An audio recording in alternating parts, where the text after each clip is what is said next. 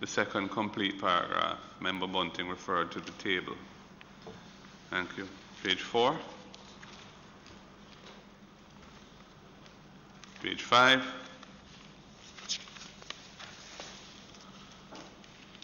Page 6.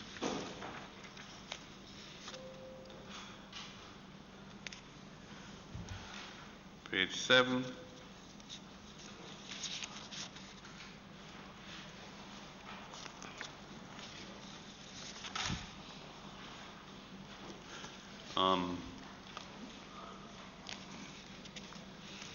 Page 8. Yes.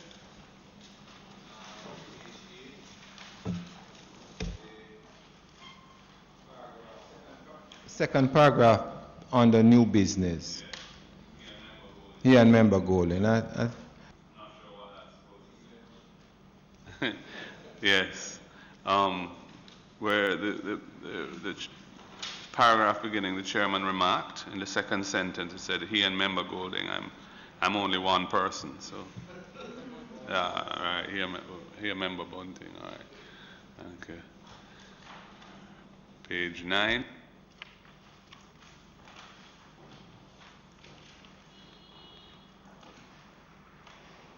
Page 10.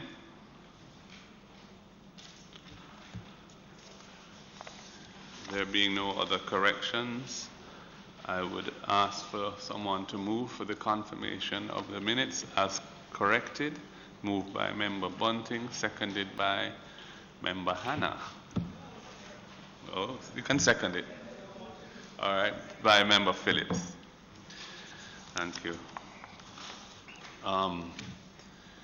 Matters arising from the minutes. So the clerk has very kindly prepared a guide for the chairman on the outstanding matters arising. Well, there's one outstanding matter and the rest arise from the minutes, I believe. So the outstanding matter related to the Auditor General, who at the hearing of June the 2nd of this committee requested the Ministry and CMU to compile a list of all the areas in the special audit report with which they are not in agreement with the findings. And information should be, and that information was to be forwarded to her department so that the necessary research can be carried out to determine whether there are any errors in interpretation of the. And the committee requested at the meeting held on June the 16th, 2020, that the ministry do this. And there's an update. A letter was sent by the committee clerk on June the 18th via email to the ministry outlining that request. So, Madam PS, you would have received that email? Yes, Chairman. I'm in possession of the letter that was sent outlining the areas. As it relates to that specific matter, I will ask Professor Ibrahim to speak to one specific issue. Where the ministry is concerned, we reviewed and responded to the Auditor General's report. And based on my discussion with the team at CMU, we were accepting of all the recommendations and the outline made as it relates to the various areas. So the ministry is not in a position to indicate to the Auditor General that there are any matters in the report which we are not in agreement with. It appears, however, that based on the questions that are being asked here, individual members from the CMU seem to have perhaps gotten additional information after the ministry's investigation. And so Professor Ibrahim will need to speak to that area. Just to say, sir, he has not yet written to the Auditor General because I think he needed more time to clarify and to ensure that once he does that, then that would be the final, sir. So, Prof, the Auditor General has asked for a listing of any issues with which the CMU is not in agreement with what the report's findings were, and the information is to be forwarded to her department. So you're working on that. Yeah, we're working on that, but a particular one that stand out is contained in the report that we submitted to the House.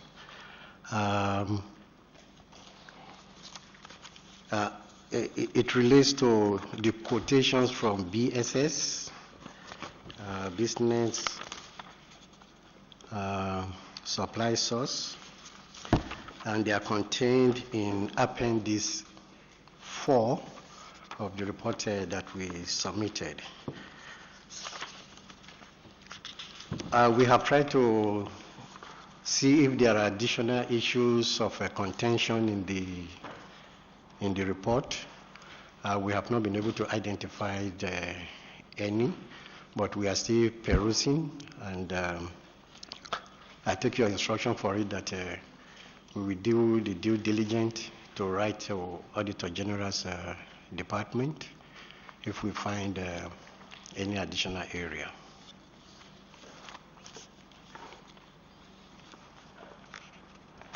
Thank you. So in relation to the one that you have raised in Appendix 4, could you highlight, or could anyone in your team highlight, where it is that the difference of interpretation arises in relation to this particular matter? Yes, sir. The Director of Projects is with us here.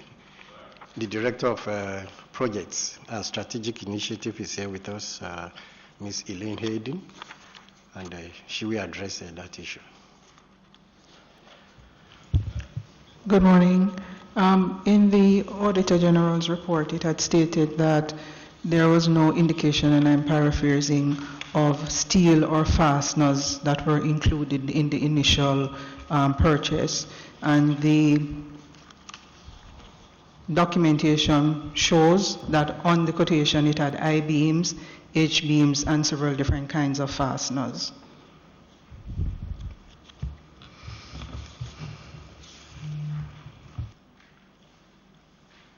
The Appendix 4 has 4 pages. Which page are you specifically looking at?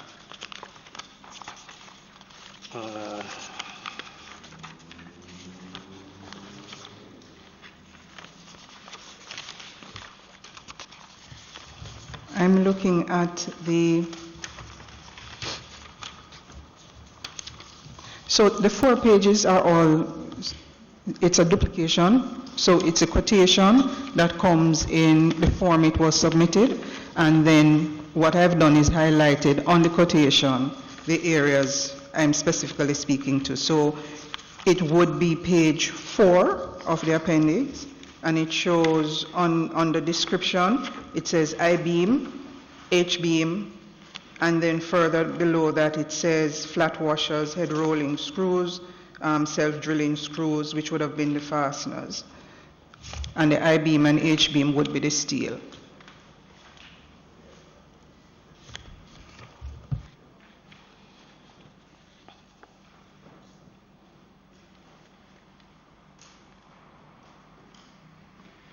That's the page with the red pen that circled aluminium steel bolts.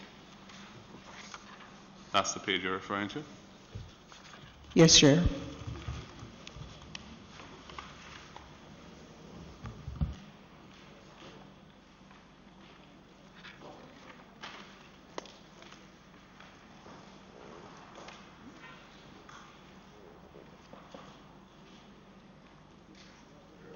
Chairman, which page are we referring to? Oh, okay. The final page. Thank you.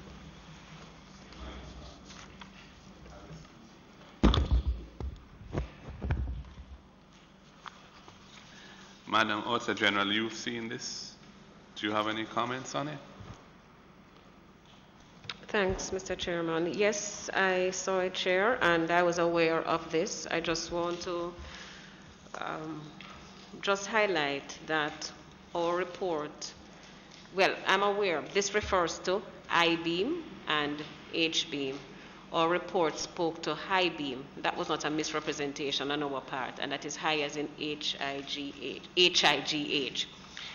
The quote that we're referring to specifically for 155 sets out high beam, HIGHBEAM. I don't know why it is referred to as high beam vis-a-vis the specification, but the dimensions are also different.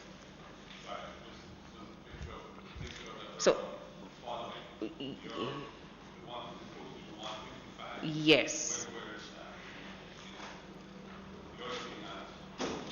So, please turn to page 33 of the report.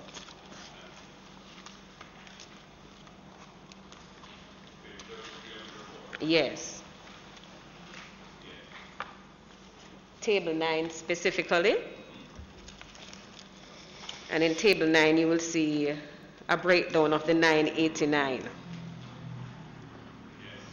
Right. So the additional code, the 140 high HIGH beams, steel, iron, and assembly material.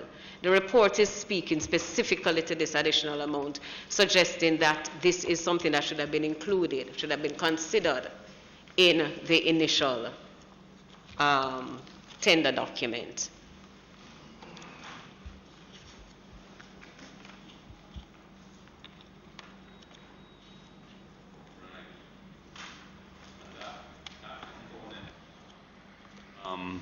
Was 212,520, and then there's another 155,783, totaling the 368,303. Yeah.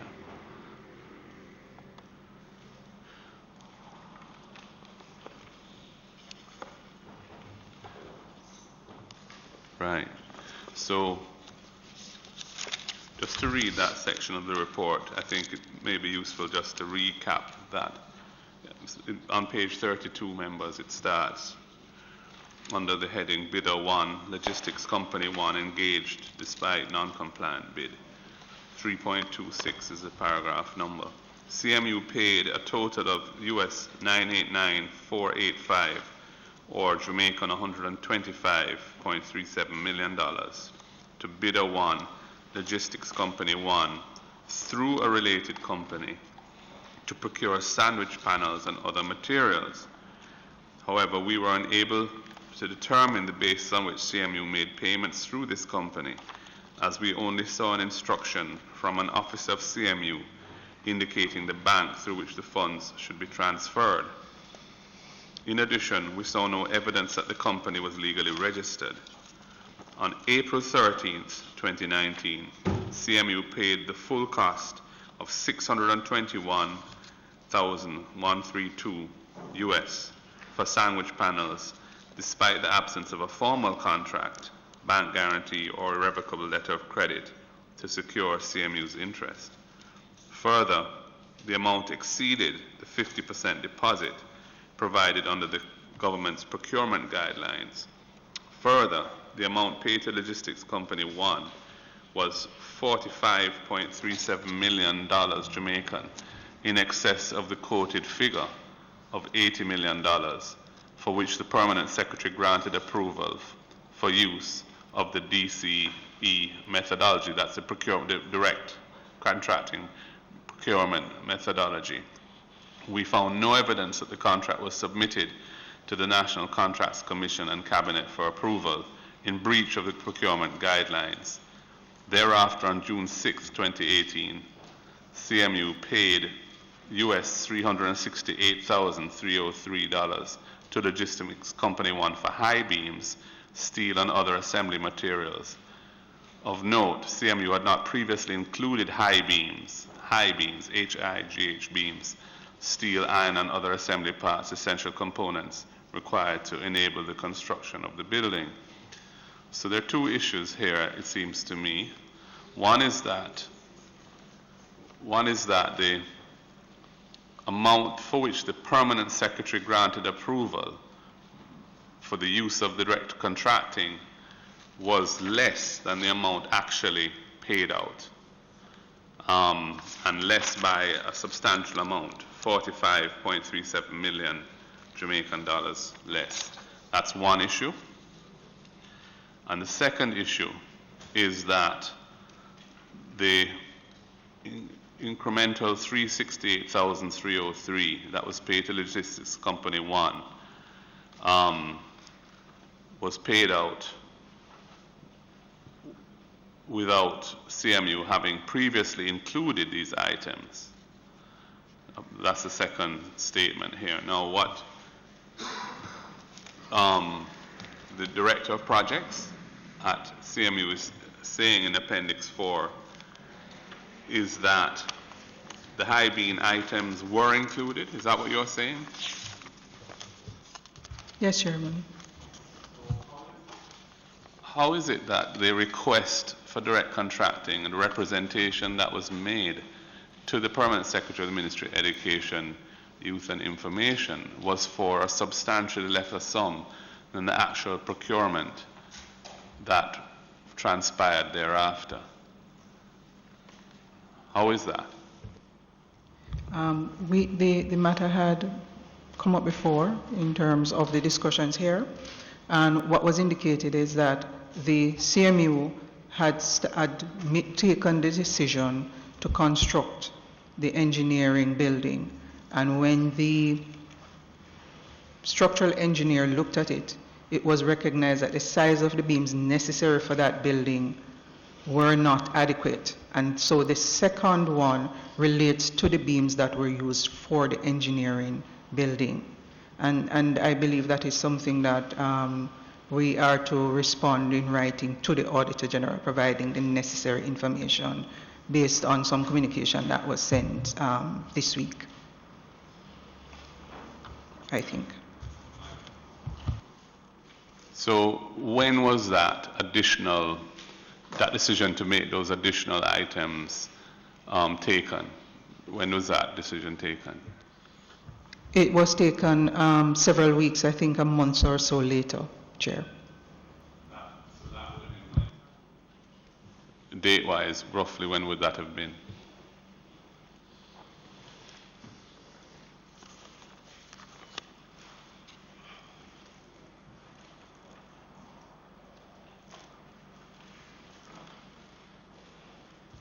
That would have been in April. I'm looking for the exact date. I don't have it at the moment.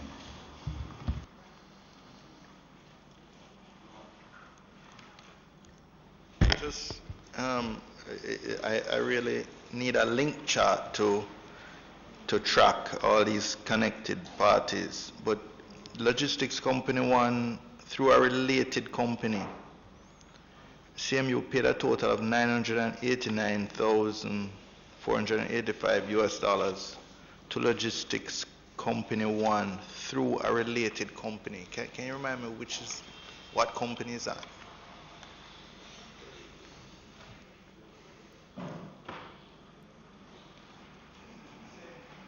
Same paragraph the chairman was just reading from, 3.26.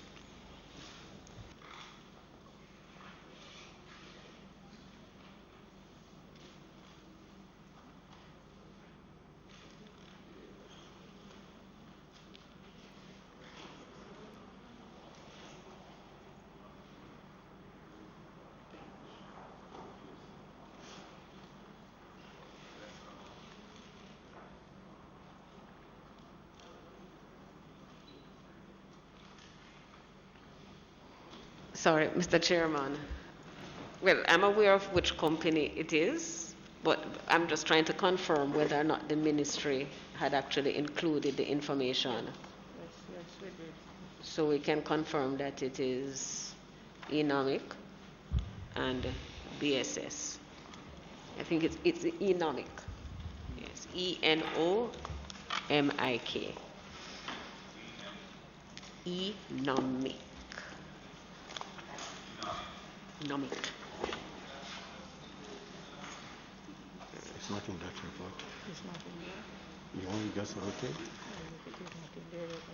Is that one of the companies identified in this table outlining the consultants and advisors? Well, I'm trying to find my copy, sir, but there was a specific request that we got to outline the names of the specific names that would have been used, pseudonyms by the Auditor General, and that was provided. I can't say specifically if economics is actually among that list, but those were the names that we received from the CMU, sir. Okay, I can't find that one. So just, if I could just bother you to spell that name again for me, Auditor General. Enonik, E-N-O-N-I-K, is that correct? Yeah, E-N-O-N-I-K, Enonik. E-N-O-M-I-K, Enomic.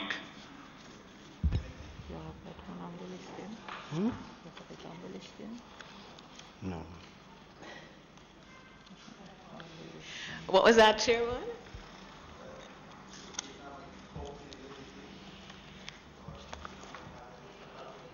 An American company, so it would not be company limited.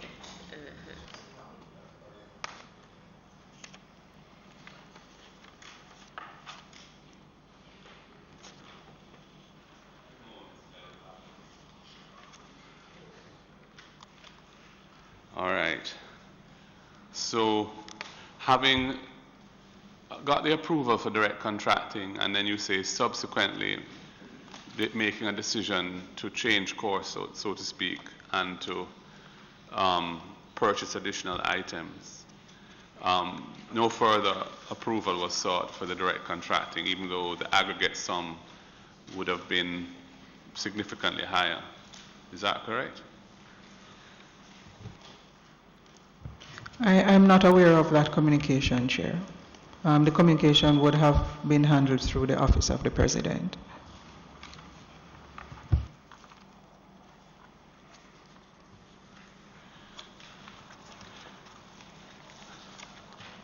Yeah, I am a little perplexed, though, because I have seen an invoice from BSS,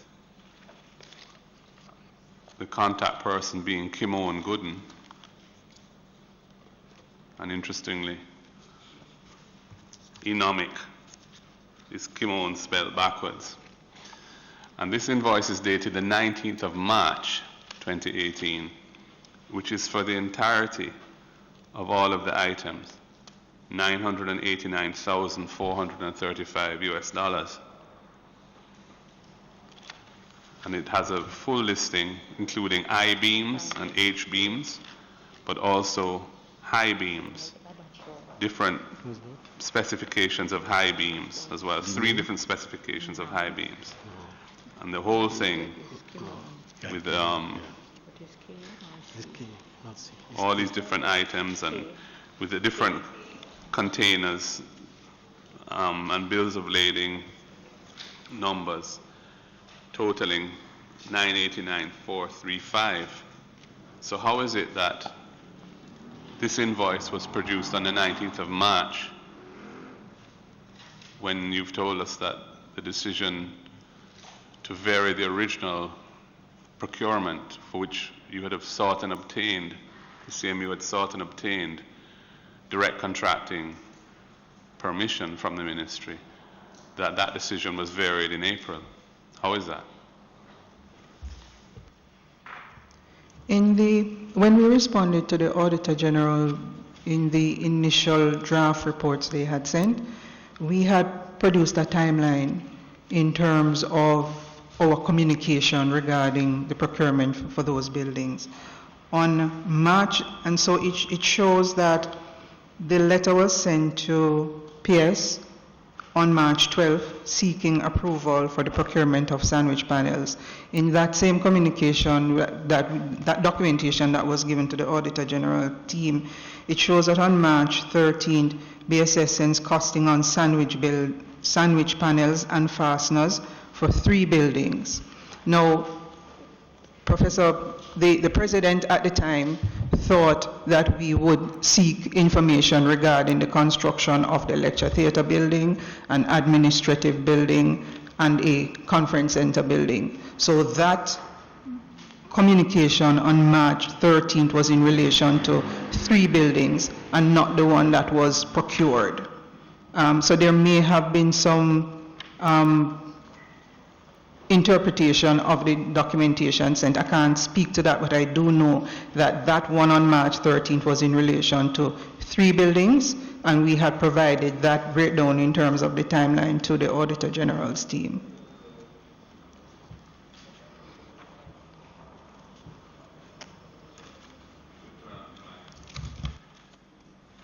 Thank you. Yes, Member Guy. Quick question. That document you referred to, what's the date on that document?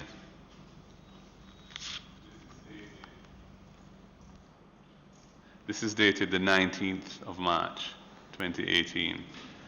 It's an invoice from BSS, the contact person being Kimon Gooden, and Leo Gilling as the other contact person, to CMU, attention Elaine Hayden, and it is for a list of different items totaling in dollar value in US dollars, $989,435. And this is within a week after the letter to the Permanent Secretary dealing with the request for direct contracting permission for a different series of items for essentially a different project, really. If I recall properly, the permission that was given to CMU for the procurement methodology to be as they had it was given in April.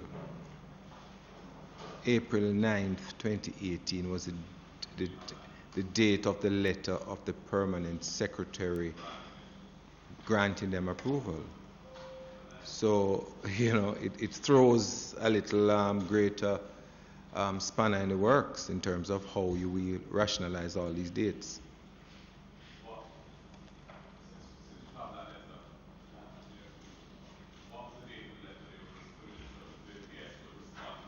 The letter of March the 12th.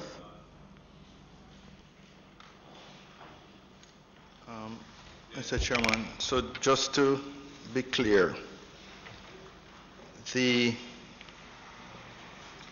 I'm now sort of linking 326 with 330. So this company, logistics company 1, which is, I'm trying to remember the actual name of this company, Business Supply Source, Logistics Company 1, which was paid close to $1 million US in this very curious procurement, host of breaches of procurement guidelines,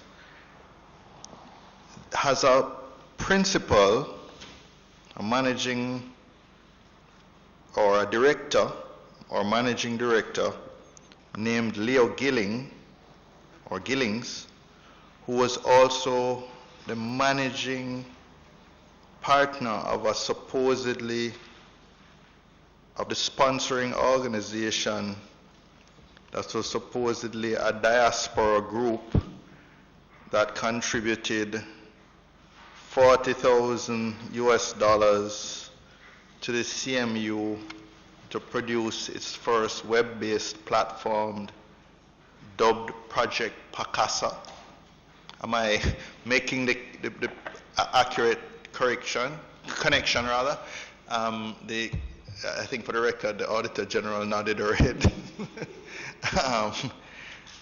So, you know, all this big song and dance that was made of the contribution of this 5 million Jamaican or 40,000 US to CMU was actually just giving CMU back its own money that it had improperly paid to logistics company one business supply source.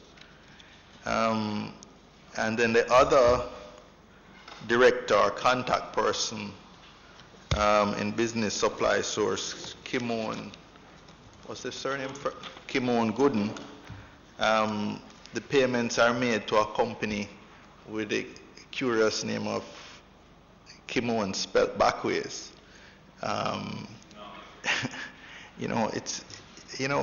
Mr. Chairman, this is, it would be funny if it wasn't such a demonstration of, a scandalous demonstration of just what happens when no regard is given to the procurement guidelines. And people spend government money as if it's, spend taxpayers' money as if it's their own. Mr. Chairman, I wonder if you could indulge me, because I'm going to have to leave, as I explained to you early.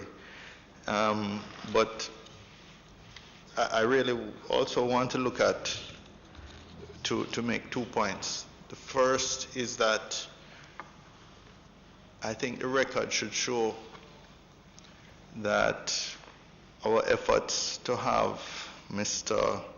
Martin from Optimum Customer Service, or what the company is called, appear before the committee via teleconference.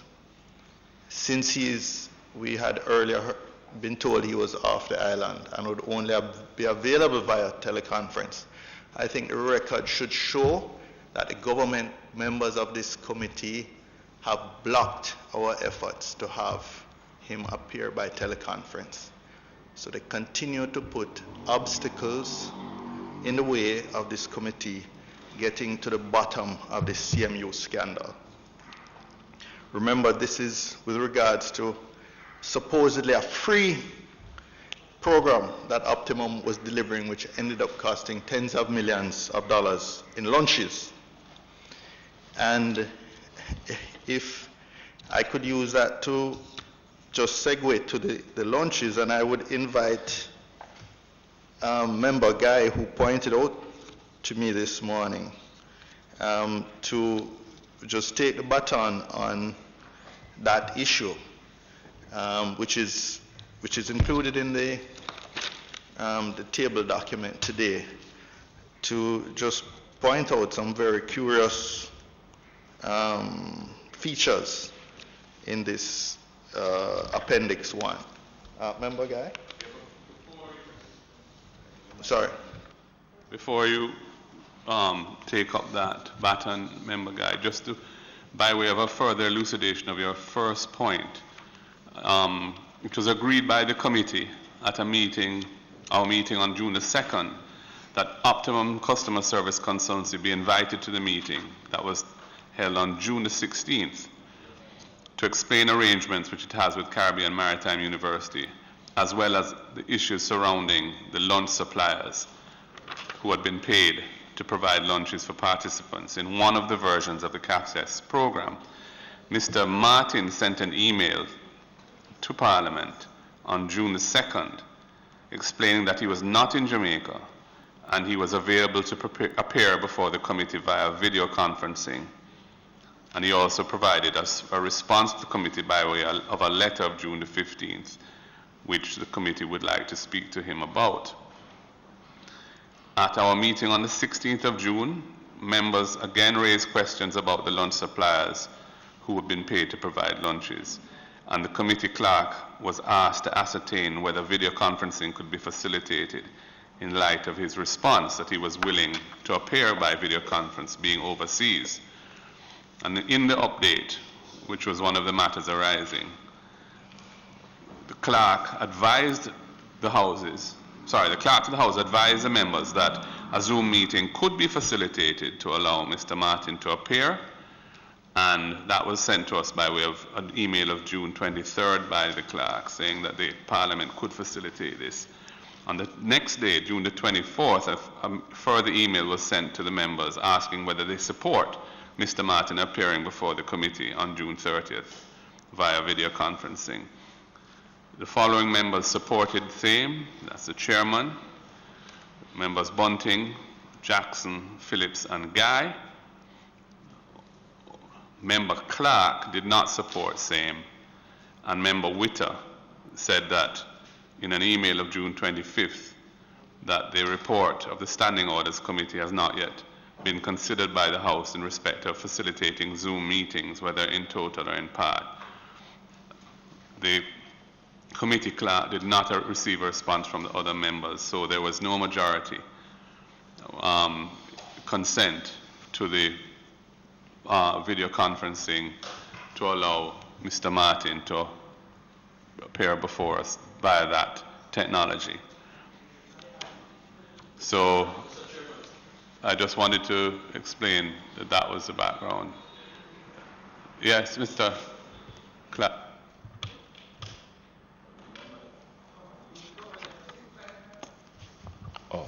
Mr. Chairman, the member before, Member Bunting made a very erroneous statement about government members blocking the meeting of the gentleman Martin. There is no such thing, Mr. Chairman.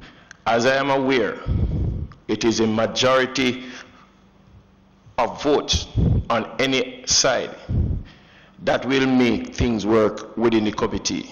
And therefore, Mr. Chairman, you read, but Mr. Chairman, 2 government members voted. One. Fine. How many of the opposition voted? How many of the opposition voted for? 4, and 1 government member voted. The rest did not. Then the majority, Mr. Chairman, would have been the opposition voting for the gentleman to be here.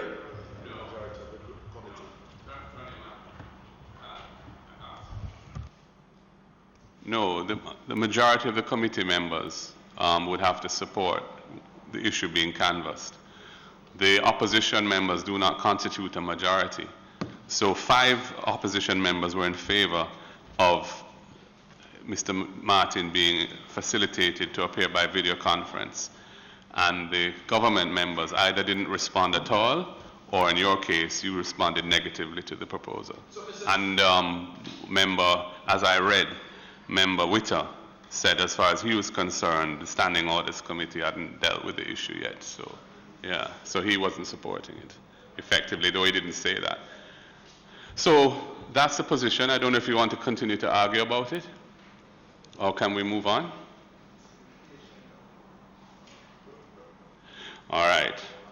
So moving on. Member Guy, you were asked to, if you wish to respond further to that issue, and it relates Yes, to... I do. Yes, go ahead. I just need a clarification from the member in front of me, the gentleman. Is it that he's saying, the member from Central St. James? I'm trying to figure out whether or not he is not in support of the statement you've made that the government is blocking, and saying that if we are, and if the majority of the opposition has voted to carry it, that we should continue. Because that is what I glean from what he's saying. Mr. Chairman, just to make clarity to the member from Southeast Sentence.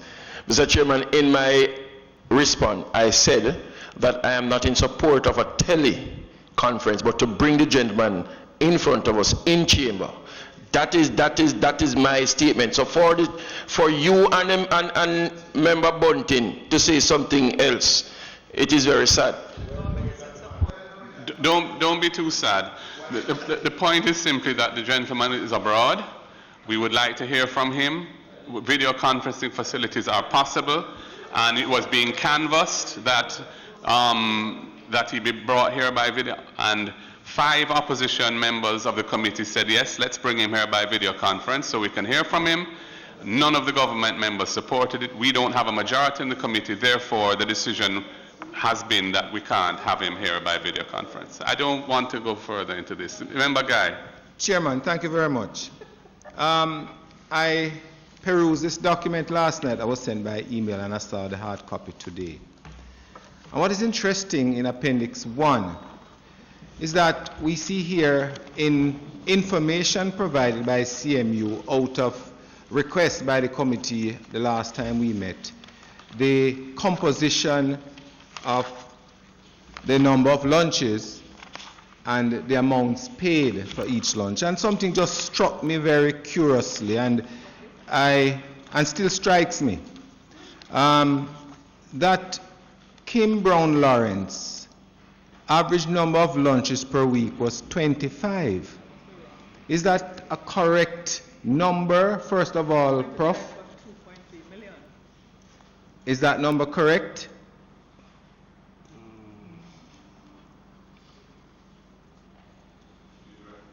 Prof? Yes, I'm just looking at the document, and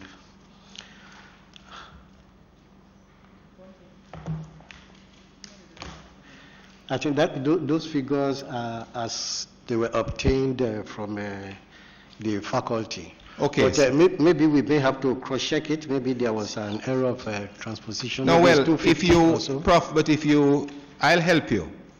It's the addition for all those is 1,825. So I'm assuming it's correct then. Now, if you have 25 lunches for a period of 12 months, 25 lunches per week for a period of 12 months, and a total cost to CMU or whichever agency paid that of $2.33 million. Whereas, if you look at the line below, Jerome Green SSL providing 300 lunches per week for a 13-month period, and costing just about 2.2 times what it would cost the provision of 25 lunches. So basically, you have a situation where 1/12 of the amount of lunches provided per week, 1/12, 25 compared to 2 to 300. But you have a difference, or not necessarily a difference, but you have the cost of the lunch there was many multiples more per unit than what was provided by Jerome Green. 5 times more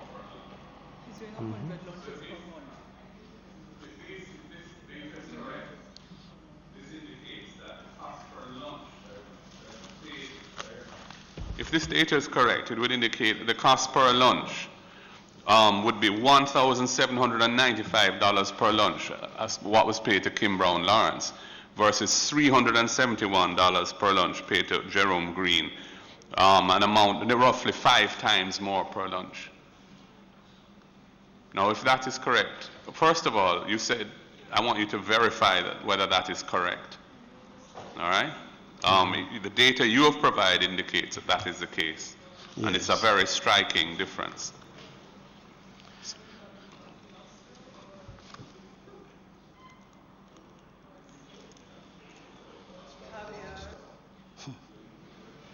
Thank you, Member Guy.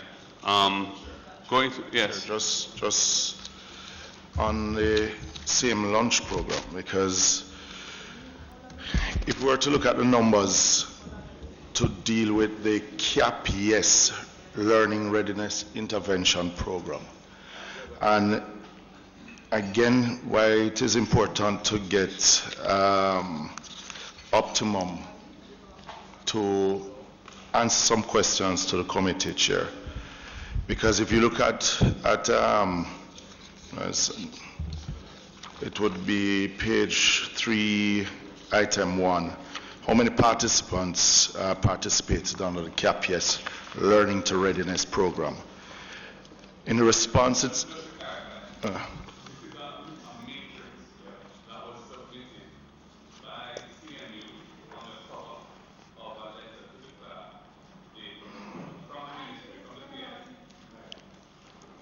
This is a matrix that was sent to the clerk by the PS of the Ministry of Education, cover letter dated June 26, 2020, enclosing information provided by CMU in the form of a matrix. And you're referring to the first item in that matrix. Yeah. So in the response, it says 491 participants. And further down, it speaks about a difference in the figure that was provided by Optimum and what the CMU FID would have on record, 601. Yeah?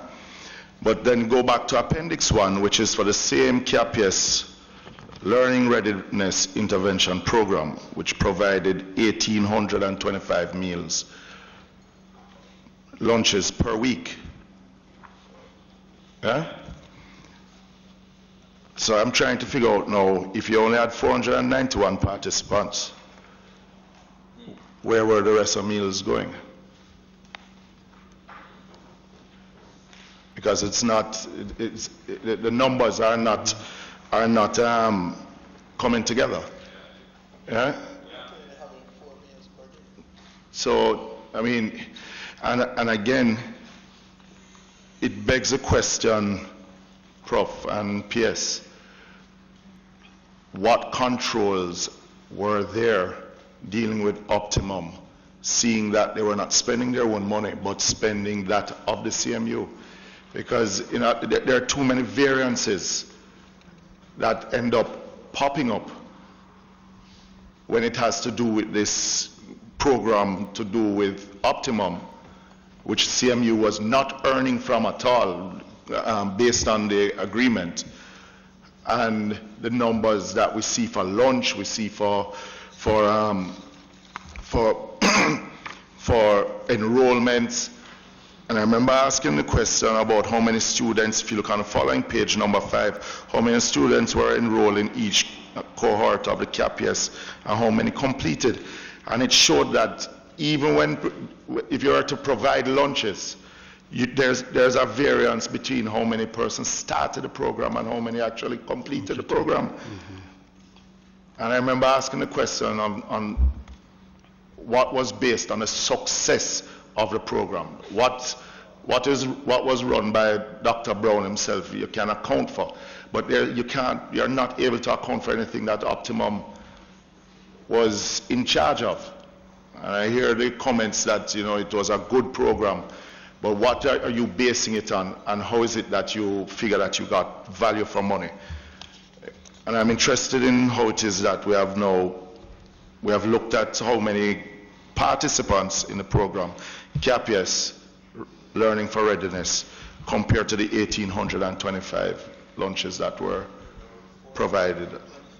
Yes, a week, yeah.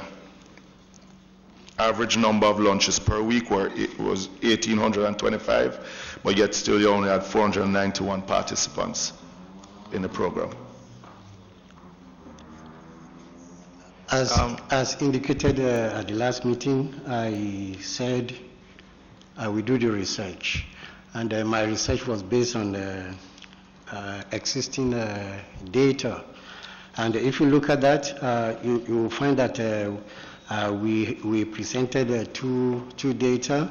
One is for 491 and the other one is for 601.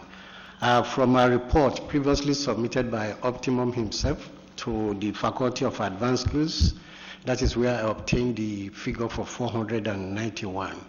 But however, I went further to look at other documents. I look at what was previously submitted to the Financial Investigation Department, and the figure I got there is 601.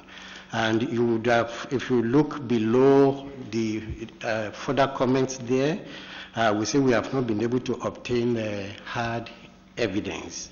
Hard evidence now means we want to look at the attendance register, we want to look at other information relating to the participants, which we have not been able to obtain. Is Optimum still running programs on behalf of the CMU? No. They are not. As indicated at the first meeting, his MOU was terminated late last year. On what basis?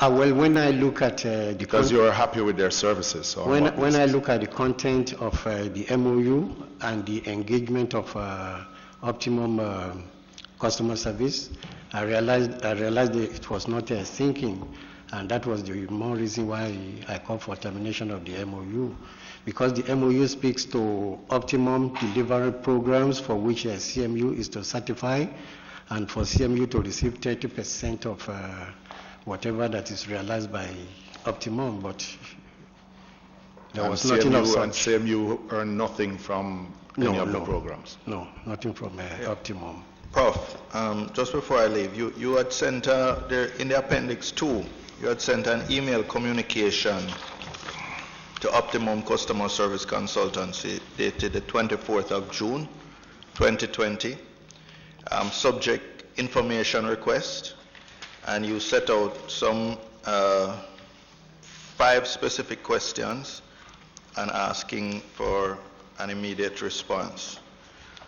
But the response on the following page from Joseph Martin appears to be in some kind of code. It's you know, a lot. It looks like hieroglyphics. Is this? Can you translate this for us? I mean, you know, the final sentence in it, for example, says forward to FIFIN Tom you regarding the invoices. I mean, that's Appendix 2. It's the second page of Appendix 2. Yes, I have it here. In attempt to sync the question raised earlier on, number 1, question 1, which gives the 491 participants, as against another one which is 601, and in comparison to the total number of launches provided, I chose to make inquiry directly from Optimum Customer Service himself, and you realize that the 5 questions were taken directly from the letter that was sent to us from PAC, and his response is on the next page, and yes. Chairman, it appears as if, sir, I don't know if there was some translation with the email that was sent to us, because the copy that Professor Ibrahim is looking at is in understandable English. Yes, so I'm not sure ours seem to have been translated perhaps when it was emailed. So that's why I asked if there was some sort of encryption, because this mine looks like some kind of hieroglyphics. And it is. Or probably want me to read.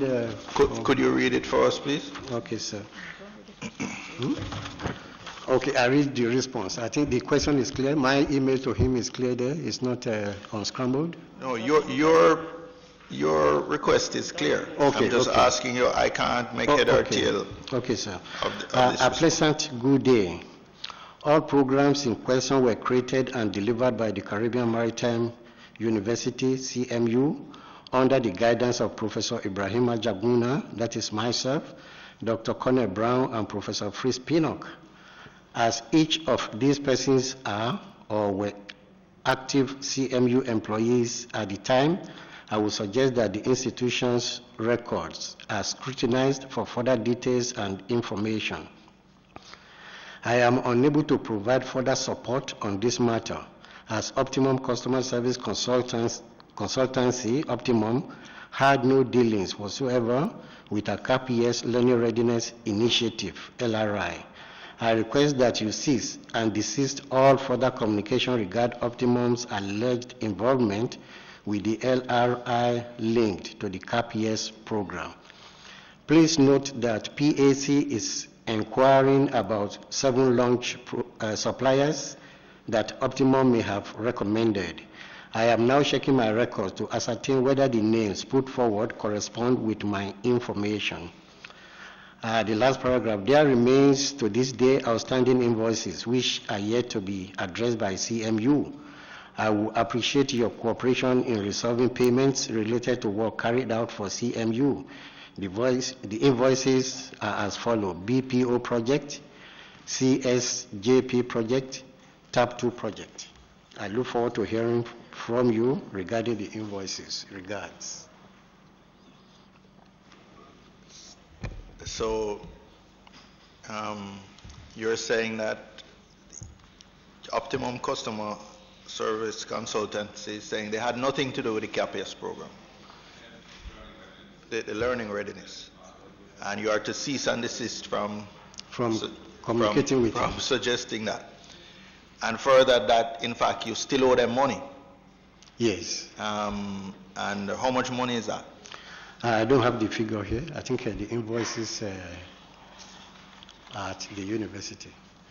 And one of the invoices I chose not to, if I can give a little hint to that. When we commence TAP 2, which is an upgrade to TAP 1000, the program started, I think, the 2nd of September. And the discussion came to my desk the following week, and that was when I realized that Optimum Customer Service is the one that actually recruited the facilitators for TAP 2019. And that spurred my curiosity, and I indicated that we need to know who and who were engaged in the provision of in the delivery of the program. Immediately, I wrote to indicate that that arrangement should cease. But then the program has already gone into 2 weeks. So we signed off on the invoices for the 2 weeks, which is submitted, and Dr. Brown now took over the running of the program for the rest of the period. And he sent another invoice. He sent another invoice. Following that, actually I was off the island that time, and our vice president in charge of university advancement contacted me that there was an invoice for 2 weeks, and I instructed that the invoice not be paid because I already stopped this relationship with CMU. But what was this invoice for? What was, because I'm puzzled by this, because the two things that we've heard of, one was the MOU, which said that Optimum Customer Service would deliver services which CMU would certify, and they would give CMU a portion of the fees. So that means is that they should owe you. The other thing that they said they did it as national service, free and gratis. So how either of those two engagements results in you being invoiced and end up that the CMU owes them money? No, remember, this has nothing to do with CAPES. Okay, so this is another service. This is another service. What is this service that they're invoicing you for that you owe? TAP 2019. TAP 2019, which is an upgrade to TAP 1000. Can I just, did they deliver on that program? Is that why they are invoicing you for payment? Yeah, he delivered for the first 2 weeks, but in attempt to avoid breaching HR policy, we realized that there were no documentation for those facilitators that Optimum engaged. And I then requested, myself and the HR, we requested that we must have documentation for all those persons, and that arrangement with Optimum should cease, and it ceased. So the faculty actually ran that program for the remaining 10 weeks of the life of the program. Here, just an inquiry, because just looking at two documents that were provided to us by CMU, the ministry. This is the one in reference to, well, the one that give us tables, individual 1, individual 2, and naming them. And just I was just making a cross-reference here on this Appendix 1 that was given to us today. The payment amount to Jerome Green on the first document is 3.225, and this one that was given us today is $5.875 million, which is, I would like to know which is the correct figure and why the difference in the two figures. And similar with King Brown Lawrence,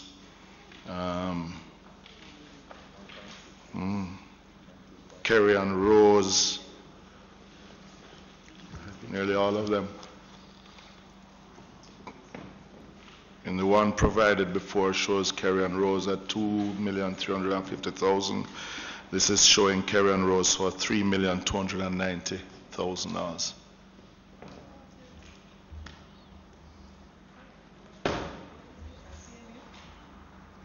Are you seeing the two different documents? Yes. So the amounts are quite substantially different.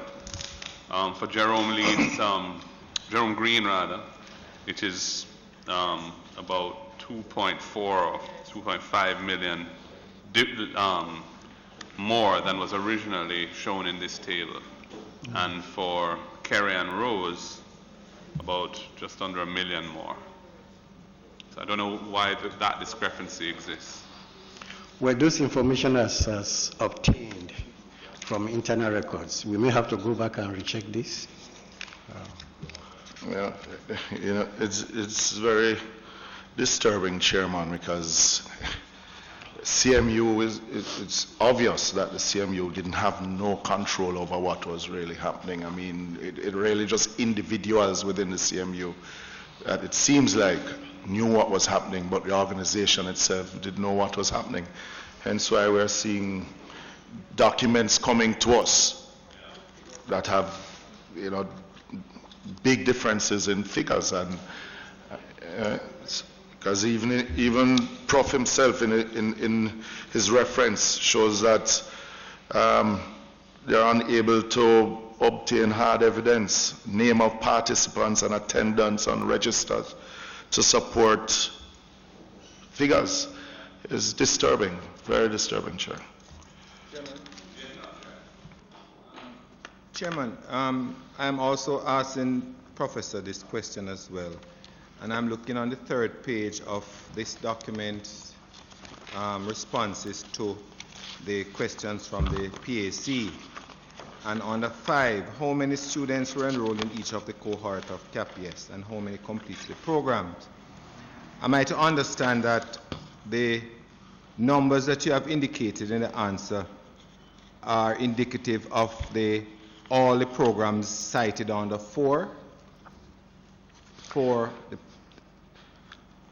You would have realized that the reference you are making now are coded in yellow. I'm sorry? They are coded in yellow.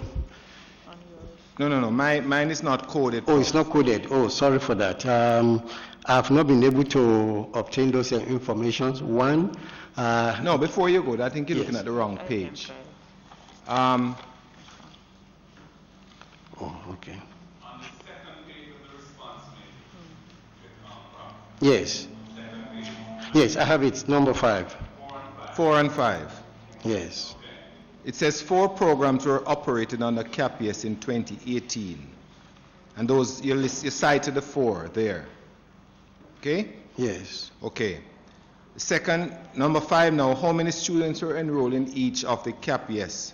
So I'm assuming that the column in which you have answered was making reference to the 4 programs cited at 4. Is that correct? How many students were... It's not totally correct, sir, because as indicated previously, item 4 on 4, CAPES learning readiness intervention. We've not been able to obtain the correct hard figures from that. apart from what we gleaned from existing record that was submitted. Prof, with the greatest of respect, you are the ones who gave us this figure and this chart here. So whether there is some inconsistencies there, that should have been pointed out at 4. I am assuming that if 4 says that you had 4 programs operating under CAPS in 2018, which are CAPS, CMU, FASPD, duration 9 months, CAPS multipurpose rating 4 months, CAPS community-based project training initiative, duration to be provided, CAPS LRI, duration 7 to 12 months as obtained from reports submitted by Optimum Service, whatever. When you go to 5 now, and the question is how many students were enrolled in each cohort of CAPS, am I to understand that that is referring to the 4 that you have enunciated at the question number 4?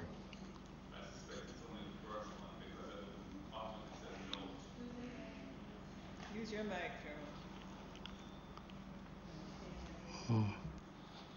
I'm just pointing out that at the bottom of 5, it says, no, the information above was obtained from a report produced by FASPD, which is one of the 4 programs. I'm wondering whether this data only relates, even though the question was how many students were enrolled in each cohort of CAPS, do the figures relate to all 4 cohorts or 3 of the 4 excluding the LRI, or do they only refer to 1?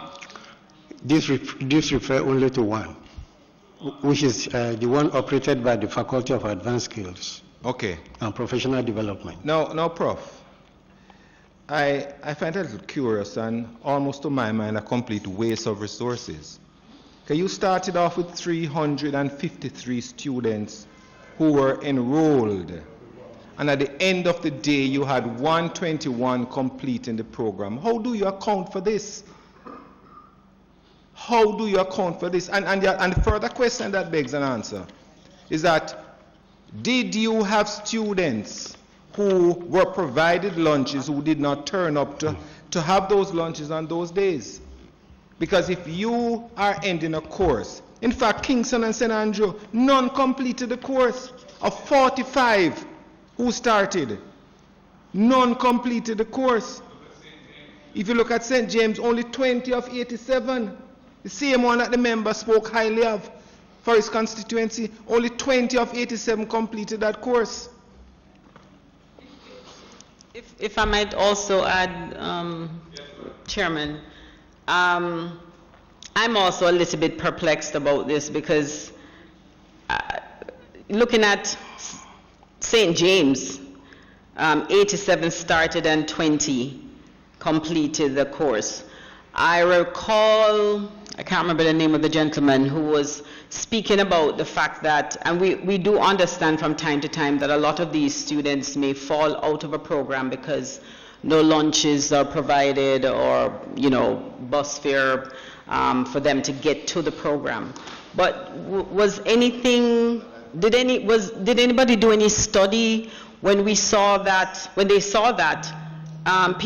students were dropping out of this, especially for Kingston and St. Andrew, started with 45 and 0 completed the course. Was any study done to find out why they were dropping out, the fact that lunches were prepared for these students? I'm not understanding any of this, and I think we need to get some sort of an answer.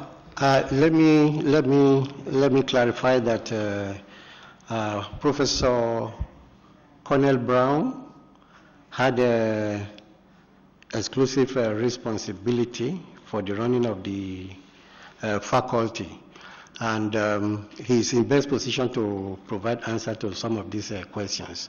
I only did research, and which I call desk research, looking at existing documents internally to obtain all this information.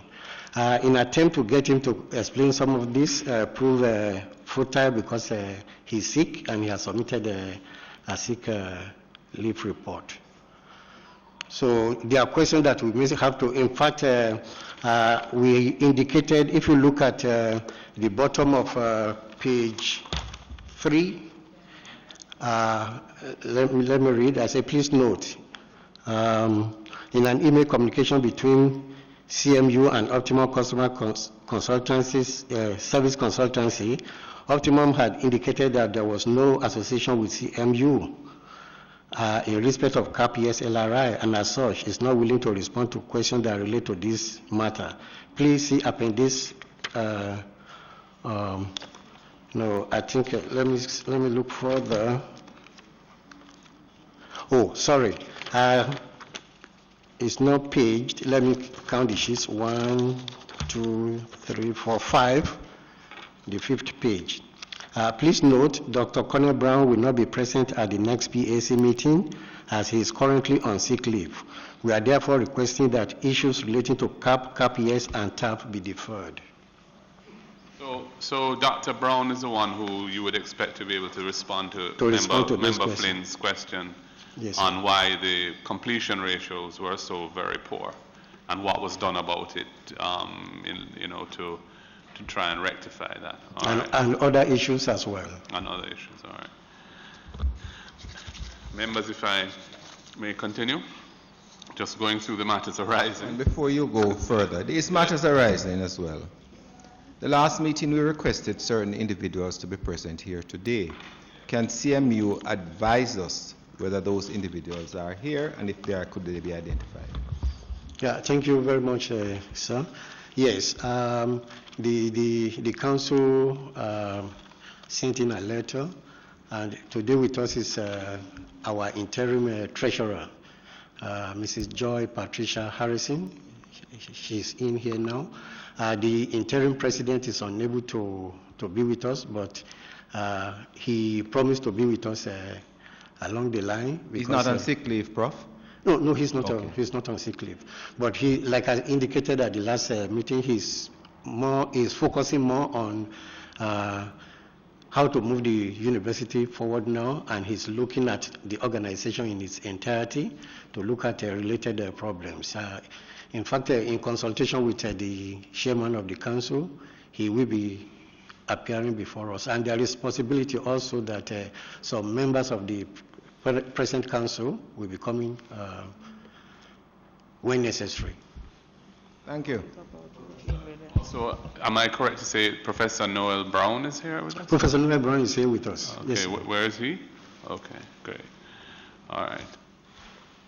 Thank you. So just quickly, I want to wrap up the matters arising. So the PS from the ministry was asked to provide a list of the CAP program payments from 2012 to 2019. That was submitted. Members would have received that document. Issue 3, the committee clerk was asked to provide hard copies of the CMU's very lengthy response, which is 650 pages long, to members. You'll recall last week that only 3 members got copies of this because the copying capacity of the Parliament itself was limited. So they procured the copying of additional copies for each of the members. In fact, they are bound copies, like Hansard. And I believe, members, it was quite expensive to do that. So we're asking you please not to lose those copies, because the intention is not to produce any more of them for anyone who loses theirs. Yes, maybe in the future, Madam Clerk, rather than going the full hog of hard binding the document, just a ring binding arrangement would have been perhaps a little less expensive. Anyway, we're very grateful to Parliament for producing those copies, and they're beautifully bound. I move on. Issue 4. Let me just finish going through this, please. Based on the letter from the Ministry of June 3rd on the subject of staffing of the Treasury, the committee asked the Council to reconsider its position regarding the attendance of the Treasurer at the hearings. That letter was sent, and indeed the new Treasurer is here, Mr. Harrison, and we welcome you and thank you for coming. Issue 5, members raised a number of questions at the hearing for which they asked that information be provided. June 18th, a letter was sent by the committee clerk to the ministry for that information to be provided. and the responses were provided by the ministry on June 26 and forwarded to members via email on the same day. And I believe that is this document here that we have been going through. Yeah? And the CAPS and the TAP programs in relation to the Career Advancement Program Youth Employment Solution, CAPS, and the Technology Advancement Program, TAP. Members asked that answers be provided to the following questions, and there are 5 questions that are listed. Actually, 7 questions are listed here, including how many participants participated in the Learning Readiness Intervention, where were the programs delivered, list the name of the beneficiaries for the Learning Readiness Intervention, how many programs in 2018 were run under CAPS and TAP, and what was the duration for each, how many students were enrolled in each cohort of TAP and CAPS, and how many completed each program, how many lunches were provided under CAPS and TAP, and particularly for TAP, were lunches provided for the duration of the program, and if not, were students required to pay for lunches for the duration of the program? And seventhly, what supporting documents were provided by the lunch suppliers to justify payments for lunches? And we have the responses in here, which are not satisfactory in some respects. The number of lunches greatly exceeds the number of participants. The number of participants is itself a moving target. Different figures have been provided, and indeed hard evidence, we are told, is not available as to that number. Dr. Cornell Brown told members of the committee that Mr. Eugene Williams from the CMU had identified lunch suppliers for the TAP program, and the committee requested that Mr. Williams submit a response in writing, explain the basis on which the 7 lunch suppliers under the program are identified and selected. Members, I received a communication directly from Mr. Eugene Williams, and I have emailed it to the clerk. I received it by WhatsApp. I emailed it to the clerk, and the clerk printed that, and it's tabled here today. Professor Ajaguna told members of the committee that he would verify with the Treasury Department of the CMU whether the Universal Service Fund reimbursed CMU for lunches supplied under TAP. Do we have the answer to that? Yes, sir. Was that No, it's in this. We have separated the responses to those questions under 2 captions.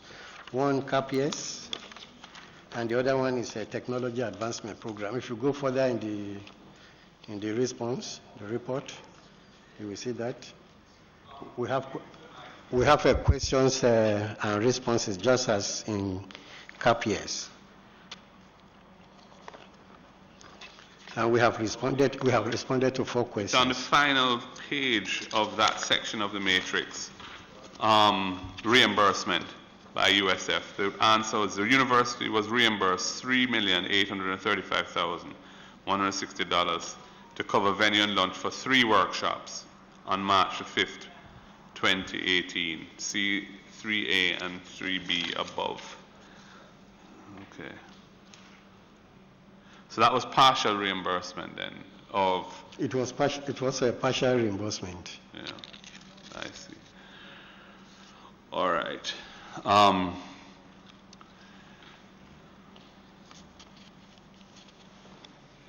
member of the committee inquired whether the LRI component of CAPS could be delivered by any individual or company as a community outreach initiative, and the CMU obtained lunch payments. Professor Ajaguna advised that he would investigate that matter.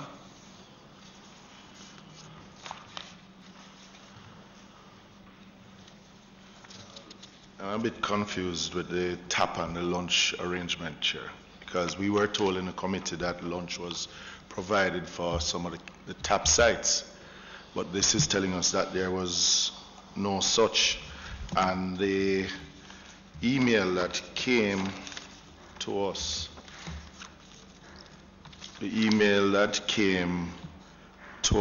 here from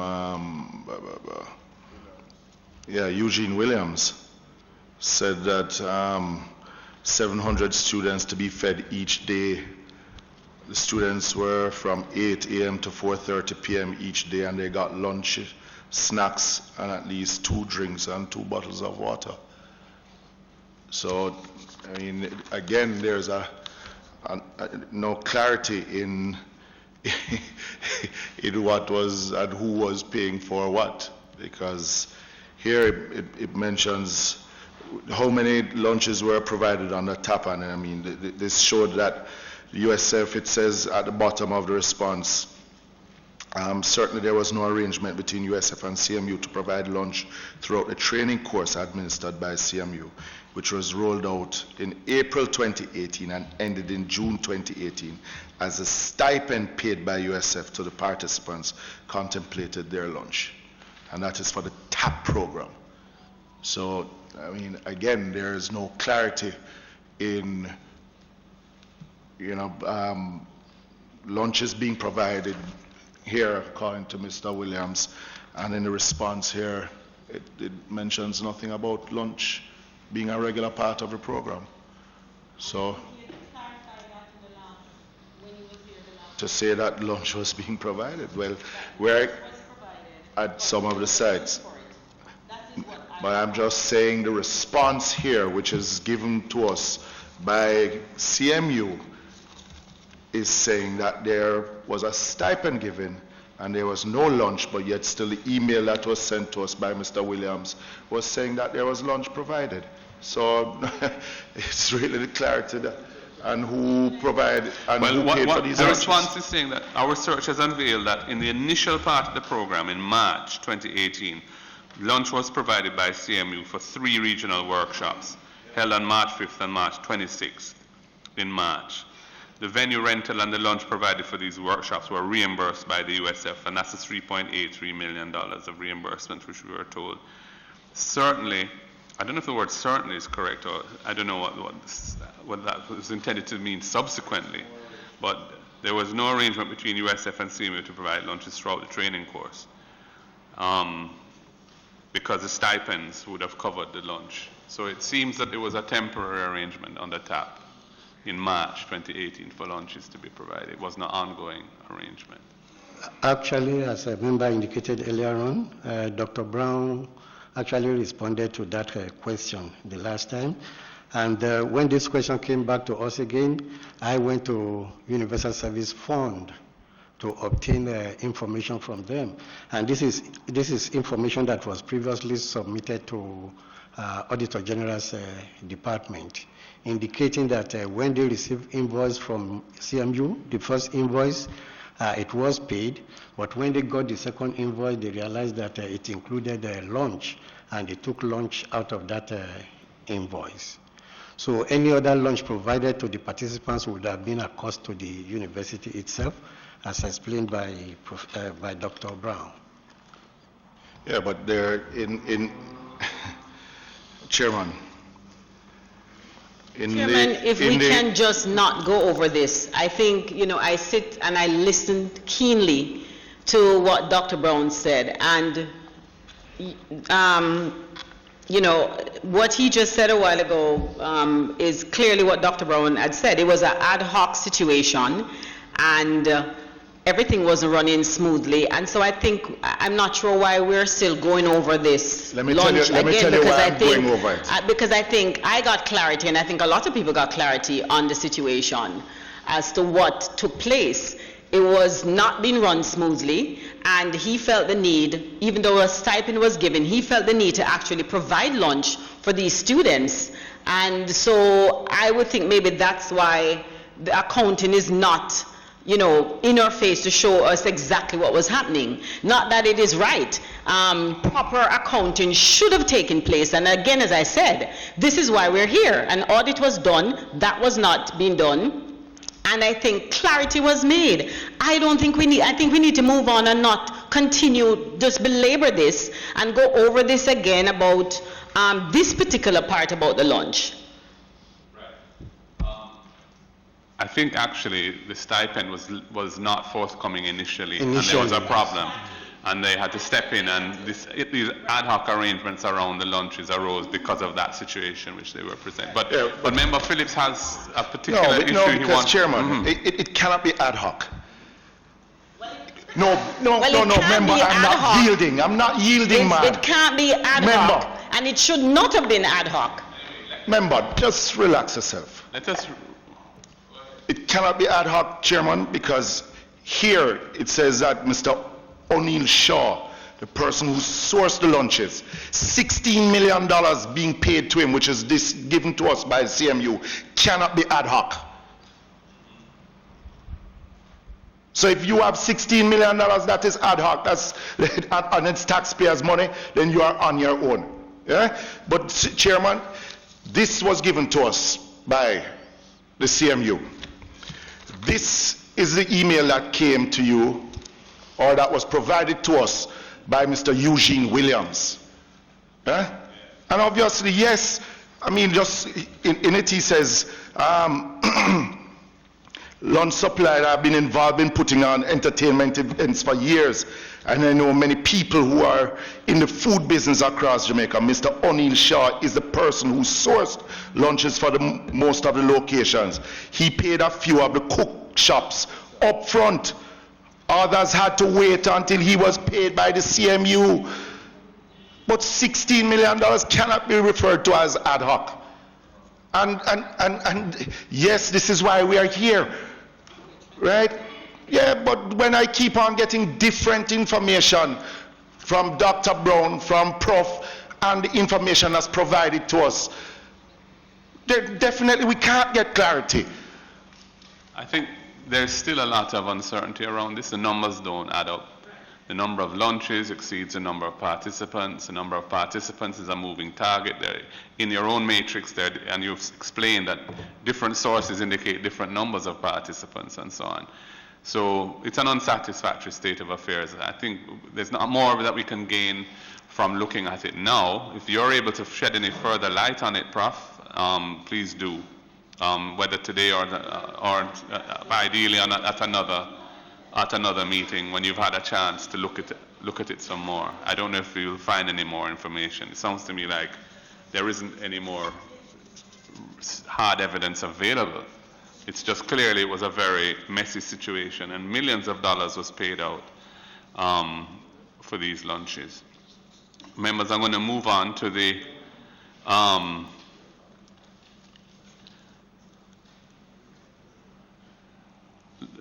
staff at CMU who received payments through CAPIES between 2016 and 2019. And that relates to this document, I believe.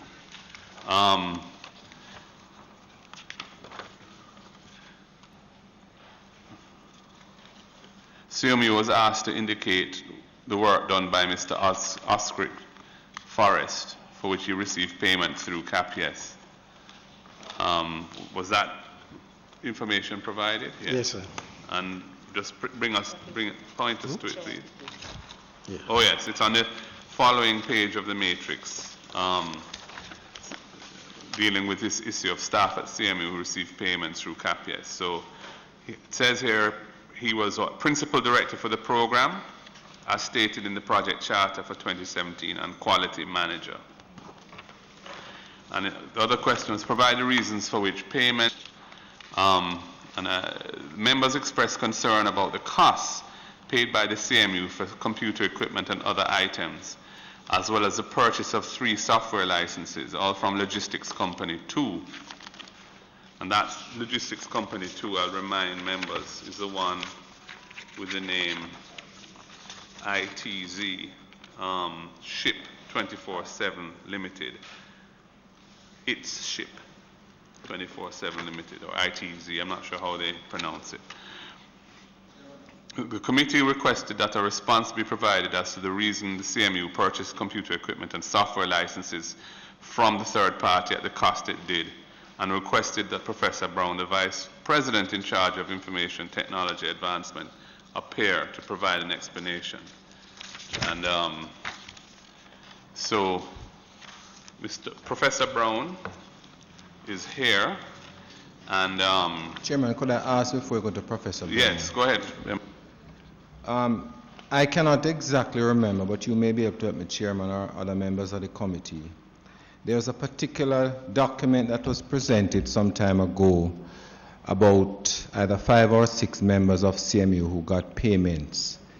And I asked the professor then if there were any other members of the CMU who got payments from the TAP program, the CAP program, sorry, to which he indicated none other. Now, I was surprised when this particular document was delivered to us, which came in after the PS, after the close of the meeting at the last sitting of the PAC.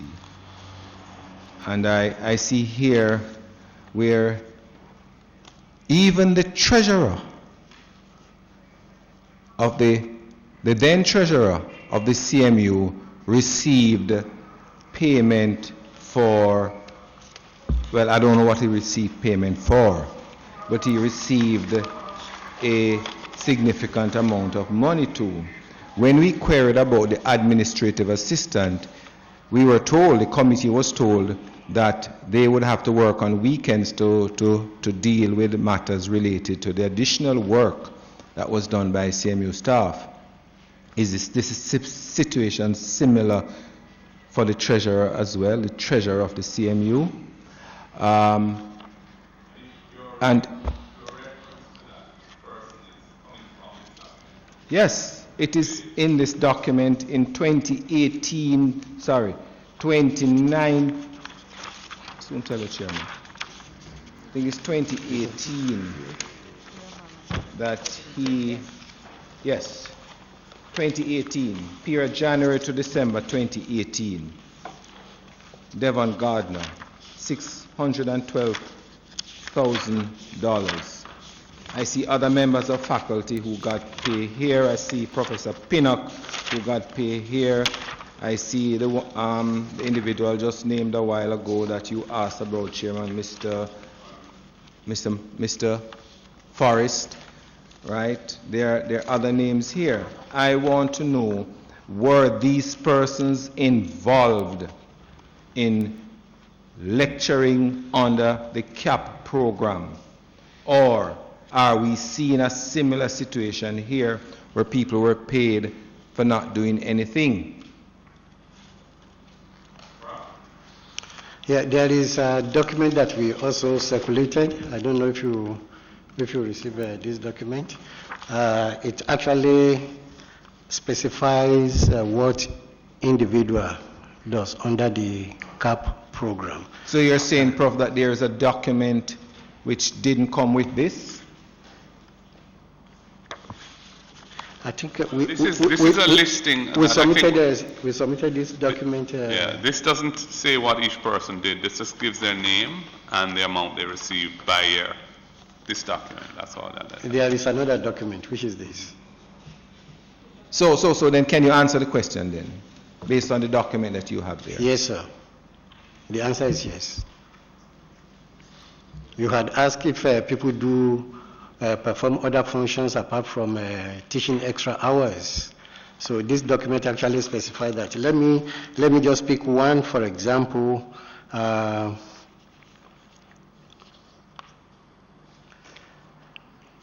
Ostrich Forest, for example.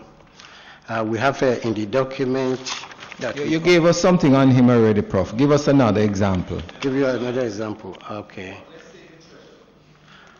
All right. Let me...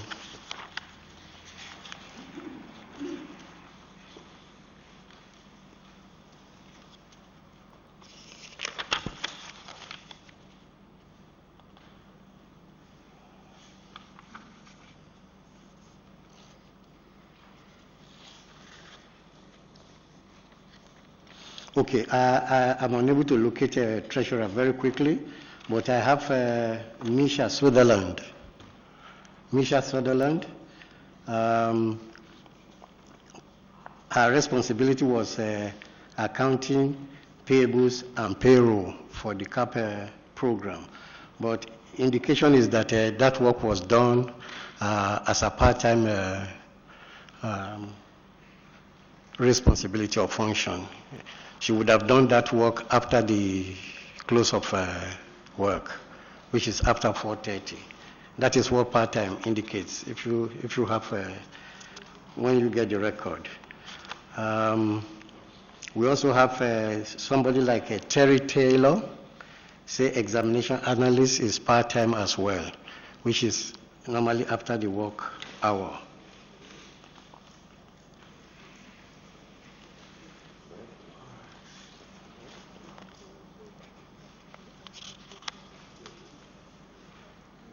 These payments have been discontinued, is that right? Chairman, if I may just try to add some clarity, sir. The request was made for payment for CAPES, which was provided previously, and I indicated at the last sitting that I also had a list of the payments for CAP, which started in 2012. And as a part of that arrangement, because CMU introduced the program in the early mornings and in the late evenings, then there was, as a part of the budget for persons to be compensated once they work outside of regular hours. It's not unusual. It happens for all the CAP institutions that we have across the island. And so it would have the information that I actually got from Professor Ibrahim yesterday, or last evening, actually outlined from 2012, which I can provide in terms of the activities that persons were involved in. From 2012, it actually started from 2010. So the CAP program we discontinued in 2019 when all the issues, because there became now a crossover with CAP and CAPES. And it became very difficult for us to disaggregate the information and to ensure that there is the proper accountability. So that program was discontinued in 2019. So what is running currently then? Is it that CAPES is running now, or CAP has been discontinued, or what is the situation? Professor will answer that question, sir. Well, we do not have any new cohort. The programs that are running now is to run into completion and certification of the participants. There won't be continuation of CAPES. Okay, so it's just running off what's running there off, now? Of course, all yes. Right. Did HEART support any of the programs? Pardon me? HEART Trust. The CAPES. The HEART. CAPES is supported by HEART. Chair, I don't know if it is possible, because through the committee, because we don't see the relation on what HEART had also spent, because I'm sure that resources were garnered from HEART towards the CAPES. If it is from the committee itself, we can see for the period on the expenditure from HEART to this CAPES program that had to do with the CMU, just to see if there's expenditures, one, and see if their reporting is also in line with what CMU has in cohorts and expenditure. This listing relates to CAP, correct? Yes. Yeah, not CAPES. CAP. Yeah. CAPES is the one you're saying is funded by HEART. HEART, yes. Yeah. Which is administered by CMU. Yes. Also. Yes. But were additional payments made to CMU employees in respect of their work on CAPES, separate from these payments? Very few. Yes, we have submitted that to you at the last meeting. Yes. Very few, yes. Can I, Chairman, please? Prof, can you just remind me, you were giving some examples a while ago, and you cited one, Misha Sutherland. What was her role? She was accounts payable manager. She was accounts payable manager. Yes. And when did her employment, additional employment, was terminated? Under CAP, I have to check that. I have to check. Is she still there at the same? No, she's a full-time employee of the same. Now I ask a question against the background that up to 2017, she was, like all the others, was earning a sizable amount. If you look at the document, you will see that she was getting like $600,000, $590,000 work. But then in 2018, it just went down to $51,000. So I wonder what was the basis for what is it? Accounts payable manager. Same time when the treasurer was added to the listing of persons who got paid here. So it's a situation where he assumed the role that Ms. Sutherland had been doing? I wouldn't think so. You would not think so? I wouldn't think so. I would say they were probably performing at different functions on that. Able to say, based on your cursory examination of what has happened there, whether there was any overlap of the employment period for these two individuals, or one came subsequent to the other? Thank you. In respect of Mrs. Sutherland, in respect of Mrs. Sutherland's employment, I would have to check her contract to see the nature of the contract she had with CMU, to see what period it covers, and if the amount she was paid for on the project was actually different from an amount she would have gotten from the payroll, the regular payroll. So one would need to look at her employment contract for the period, because she's currently working there now, for me to answer your question. And I think myself, as other members of the committee, will be asking you to look at that, so at the next meeting you can advise us. Thank you. All right, members, just moving on to the last item of the matters arising, and this relates to the computers, and Professor Brown is here.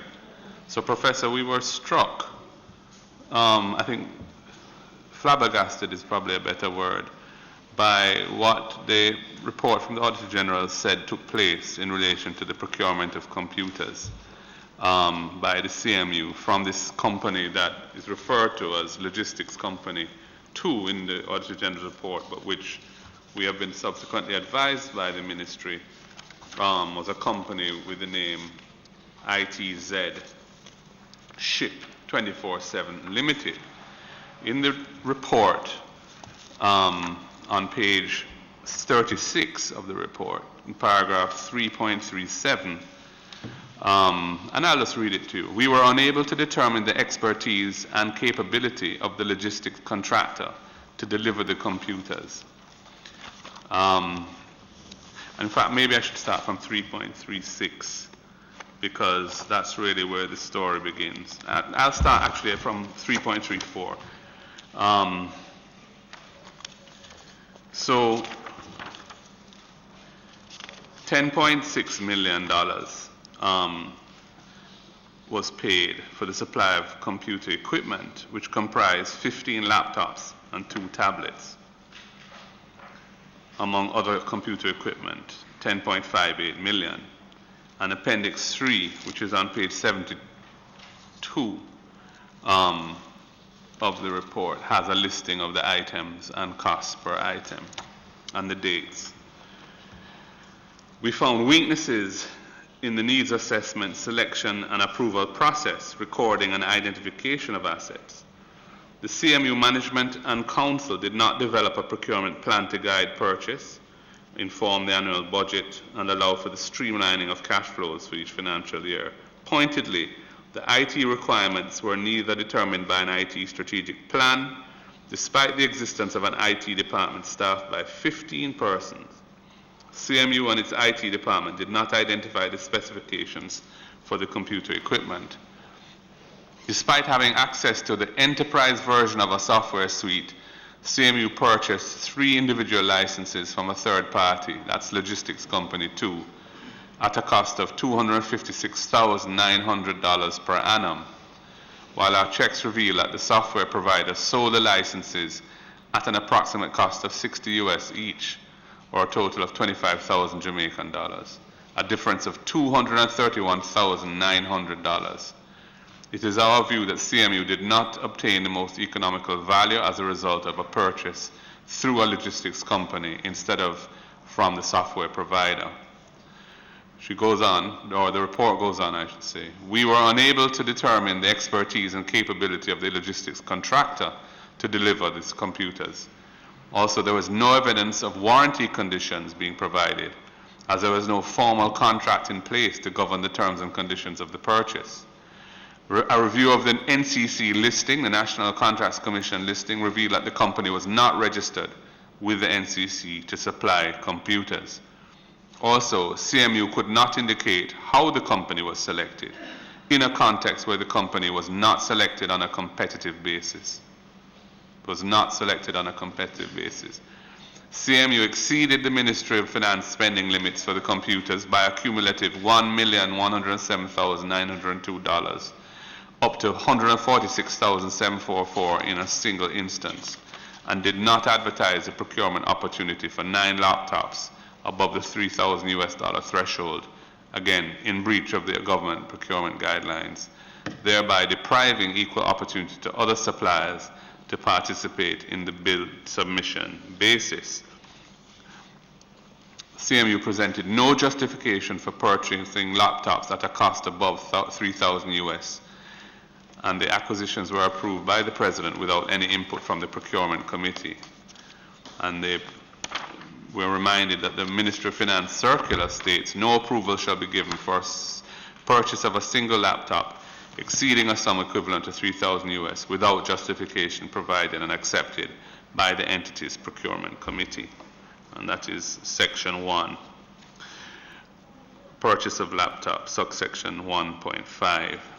And then Table 11 on page 36 follows and sets out the date and this description of what's purchased, the amounts in Jamaican dollars, the circular limit, which was, and the amount by which the circular limit was exceeded in each instance.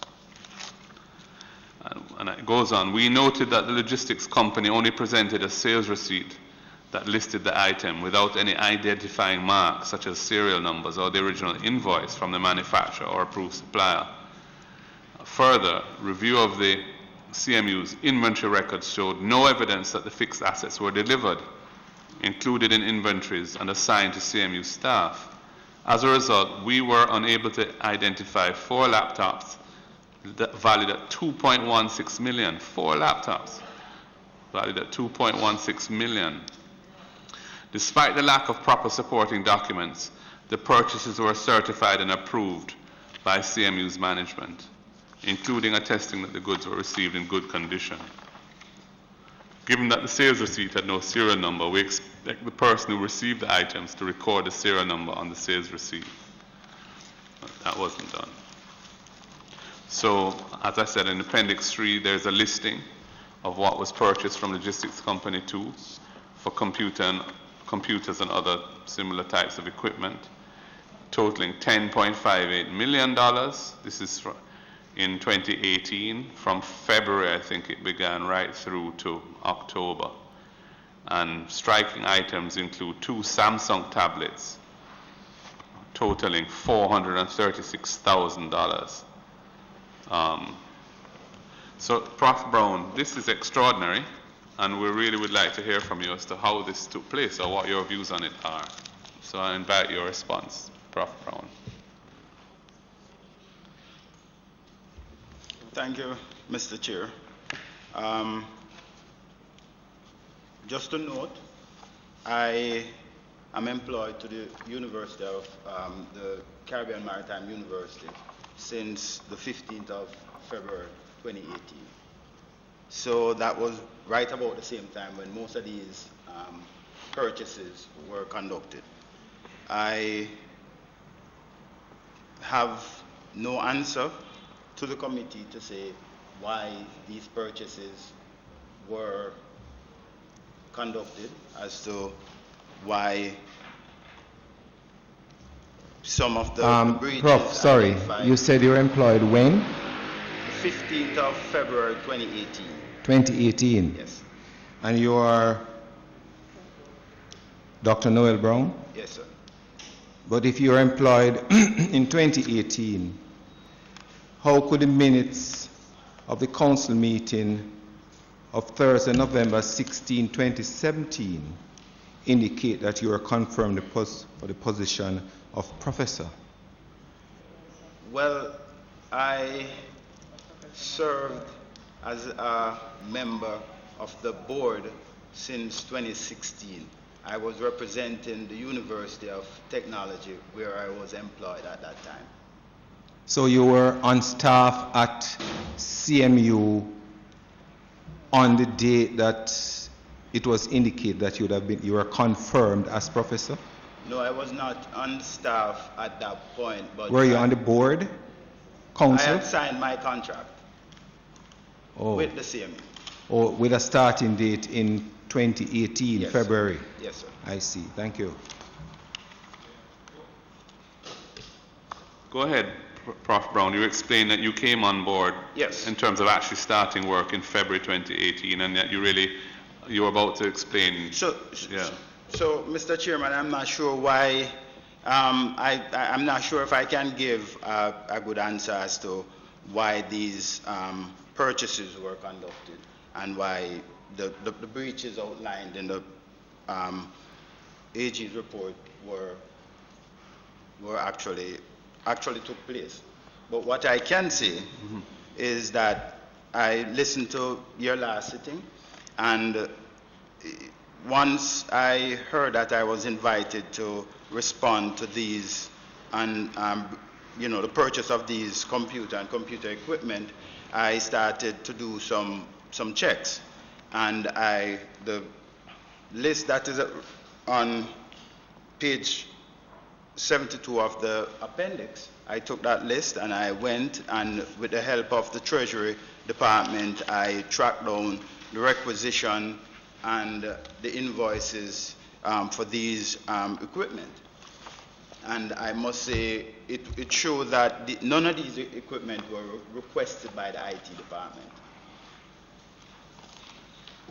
Thank you. So, in your capacity since February, when you came on board 2018, the IT department, you're the head of the IT department of 15 persons, apart from any teaching duties that you have.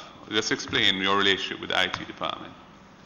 So I'm the Vice President of Technology and Innovation at the Caribbean Maritime University. Under that office, you have three departments. One department, which most people would say the IT department, that was the IT Infrastructure and Operations department. That would deal with the whole network, the backbone, the servers, the access point, Wi-Fi, things like that. And then there is another office that is referred to as the EAS, that is the Enterprise Application Services. And what that department is doing, it's currently building out what we call an ERP, an Enterprise Resource Planning system for the entire university. So that would actually manage the whole operations of the university, the HR, the treasury, the student registration system. And then the third department is what we refer to as the e-learning, learning and research department. That is the department that would deal with the e-learning aspect of the university. And that department really came into its own earlier this year when we moved most of our teaching and learning to the online application. So that is the department. So it's not totally correct to say IT has 15 because it's actually 3 departments, 3 units under my office. My office would have 15 people in it, but not all of them would be in the IT infrastructure and operations. I see. But basically you're saying really you don't know how this procurement originated. It didn't come out of the IT department itself. This 2018 procurement for $10.5 million. Correct. It didn't. None of these requests originated in the IT department. Can anyone tell us maybe who ordered these purchases, and any answers at all as to who possibly would have made these purchases or ordered it? Perhaps, Member Flynn, if you have a look at the document that was tabled this morning. Yes, and if you look in the matrix, after all that stuff we've been dealing with on Captain, CAPIES, and so on, the next page is the computer equipment and other items. And I should just perhaps read the responses. So the committee requested that response be provided as to the reason the CMU purchased computer equipment and software licenses from the third party at the cost it did.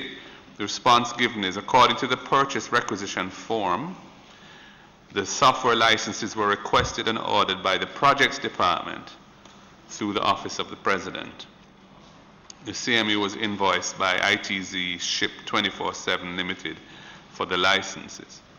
The document would indicate that the president received the item in good condition. See Appendix 3. So there's an Appendix 3 here, which is very, well, actually my copy doesn't have that. Yeah, you have? Yeah, okay. Just following up on our last meeting, Chair. Yes. To Prof and, well, both professors. And in their response, item 2, which is really if the equipments could be identified. And in their response, it would appear that most of these items are in the CMU's asset register. However, we have not been able to match the sales receipt with most of the items purchased, as the receipts did not. So how you know what you have in the register is actually what was bought? And somebody can answer, please.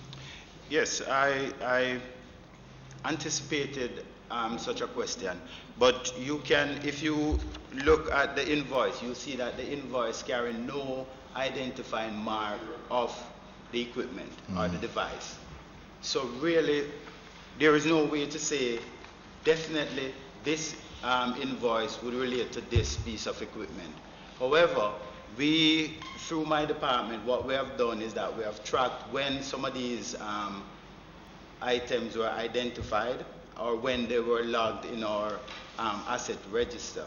And basically, just using the time when they were logged and what came in at that time, that was how we were able to identify. Professor Ajiguna said the last time that he was able to identify one of the laptops, find one of. Since then, have you been able to physically see any of the other? Well, I think that during the audit, I had discussion with members of the AG team, and I think the discussion surrounded 3 MacBook Pros. Mm-hmm. 3 MacBook Pros, and we were not able to identify all 3 of those MacBook Pros. How many were you able to identify? I think we were able to identify 1 at the university. 1 was said to...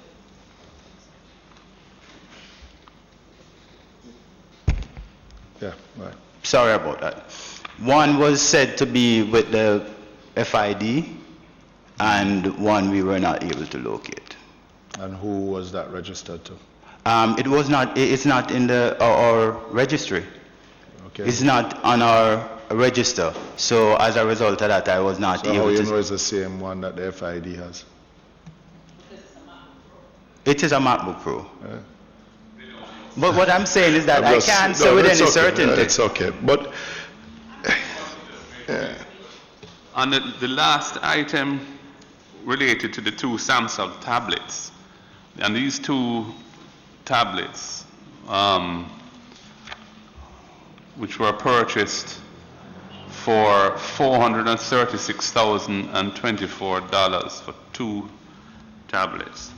And it says, the response in relation to the question about that is that as outlined in the Auditor General's report, 2 Samsung tablets were purchased for a total of $436,024. We are not sure which department requested the items, and we have not been able to locate the 2 items as they are not in the CMU's asset register. So not only was it gold, but it had wings. Mr. Chair, Professor Brown, you indicated that you had these purchases occurred before your tenure on staff. No. He indicated that he came on board just really when it began. Yeah, in February. Yeah, when it began, because it began the first payment. The first of February was the date of the first 2 invoices out of maybe I don't know how many it is. It's like about 15. Yes. And it went right through to October. Yes, but accept they preceded your tenure. But these were purchases made. Somebody wrote the purchase orders. Somebody signed for these. The projects department. It's not project department is not an abstract entity. There are individuals there who would have seen through these transactions. Any of those persons around? Have they all? We say it not to you with the projects department, or is that a different department from the projects department that dealt with this?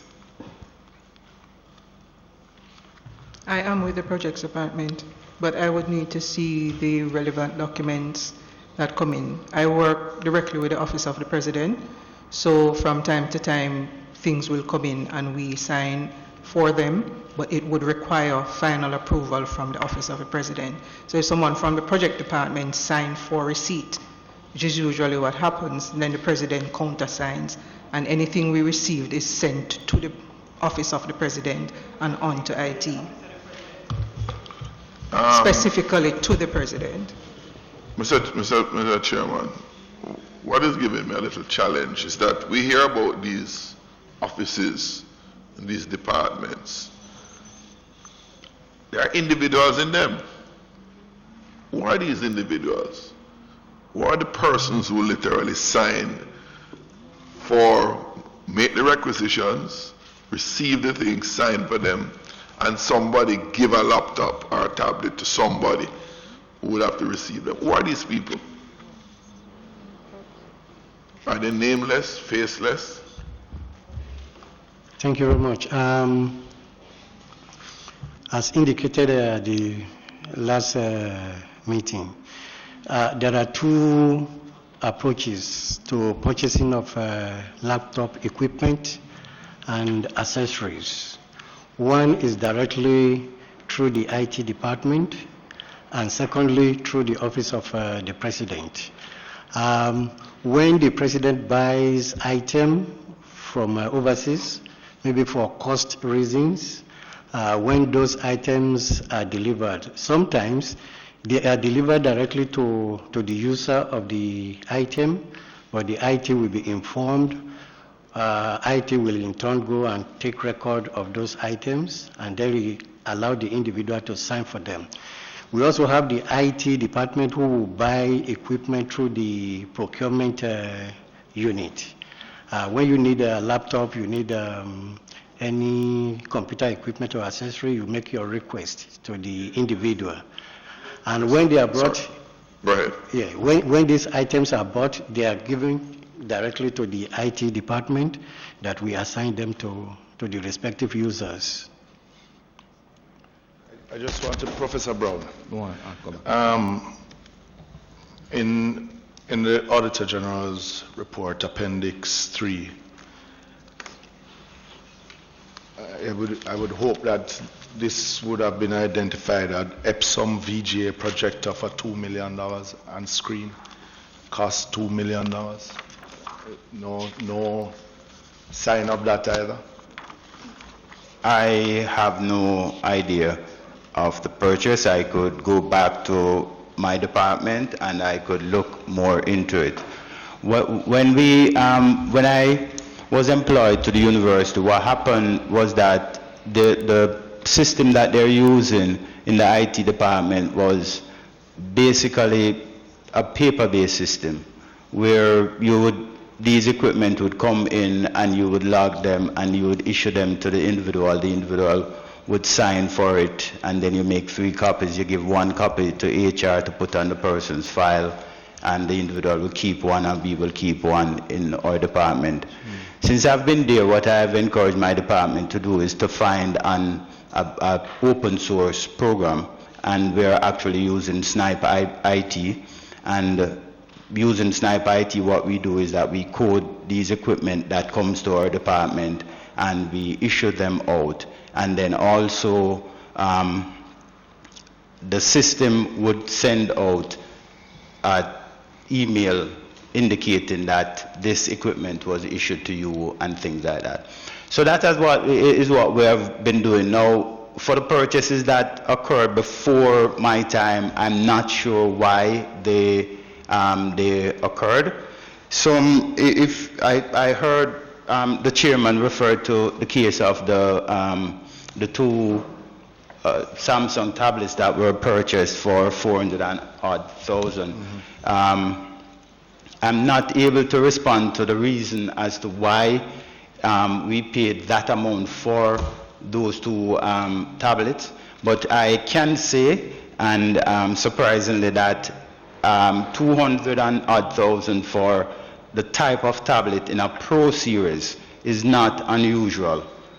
What we do is that we do have simulators. We have simulators at the university, and sometimes some of these simulators would come with some of these Pro series tablets.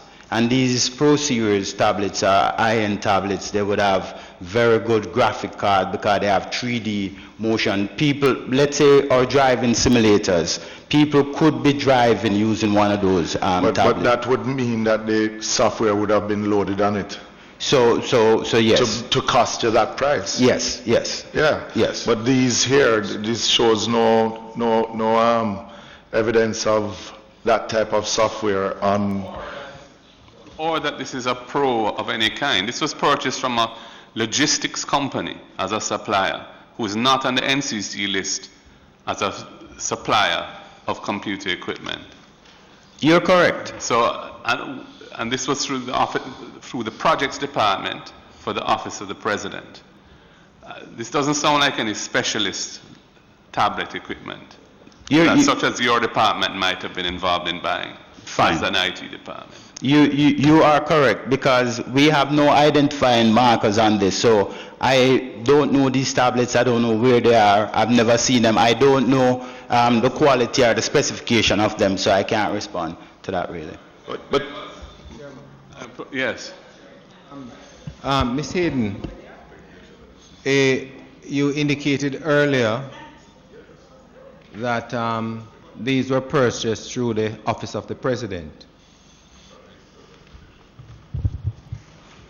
What I indicated earlier, member, is that anything that was purchased through the office of the president that comes to me for delivery, we would have done the documentation to send it through for sign off. In respect of the specifics, I think it is a blanket statement to say these were all purchased through the office of projects, because that is not the case. No, I said president, office of the president. No, I'm talking about the previous statement. I'm just making the clarification. So you had anything to do with these ordering of these computer equipment? Not ordering of computer equipment. No. So to be specific, member, I looked at the documentation that Professor Brown just provided, and there was mention of projectors. When we deliver the classrooms to the different units within the university, it comes complete with furniture and equipment, and all the classroom come equipped with projectors. So in that instance, there is an invoice there that shows 12 Epson projectors and stuff like that, and that is because the classrooms are delivered. And when they come, they are installed by a unit within the university, and they take responsibility for the assets. So that is one aspect of it, and you are responsible for the software that we have found to be exorbitant in terms of the the cost that is sold on the market for? As I indicated before, member, when anything is delivered to the university to my office, meaning it physically comes... No, I'm not talking about the delivery, Ms. I am Hayden. responding specifically I'm talking about the ordering, which is exactly what my statement was, not the delivery. And I'm responding No, in... you're responding about delivery. I'm asking about ordering. Were you responsible or were you part of any entity that was responsible for ordering these software, enterprise software, which well, it wasn't enterprise software, but the software from Microsoft? The ordering was not done by my office, but we received items that were included on the invoice. If it was not done by your office, Ms. Hayden, can you then look at this document provided by CMU, which indicated Caribbean Maritime Institute purchase order number 028506, ordered by E. Hayden? That is my signature. Yeah, but that's if you not would, yours. It is my signature, member. You ordered it. But if you would allow me, I will. Okay. So as I indicated before, where things come on the invoice that we order, we sign for it, and it says signed in good condition for the software. Then everything is taken through to IT or the president. In this instance, I did not physically order, but I signed on it because the invoice included other things from my office. No, Ms. Hayden, I think you are wrong. This says a purchase requisition, not a receipt for goods. Sir. And it has your signature there. So can you reconcile in my mind, and I'm sure others are wondering what you're talking about as well. It's on the Appendix 3. It's a purchase order. It is a purchase requisition. Sorry. And you signed it. Yes, sir. Right, No. that's the question I was asking. I wasn't asking whether you received, whether it's in good order or not. But on that point, did you receive the other equipment that was ordered in good condition? As you alluded to as part of your responsibility. Sir, if we go to the second page, you would notice that the stamp says received in good condition, and it says checked by head of department. That is not my signature. The signature happens to be the one that approved it.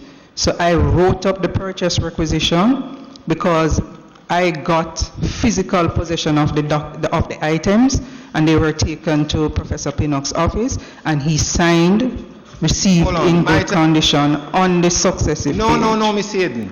You put in the cart before the horse.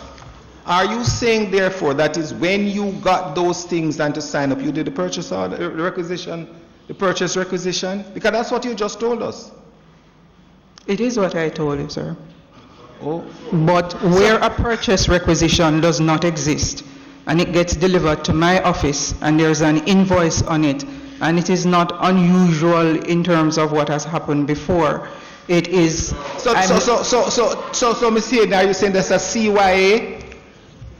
Sir, I do not consider it so much a CYA as ensuring that the documentation exists for what I am putting my signature to.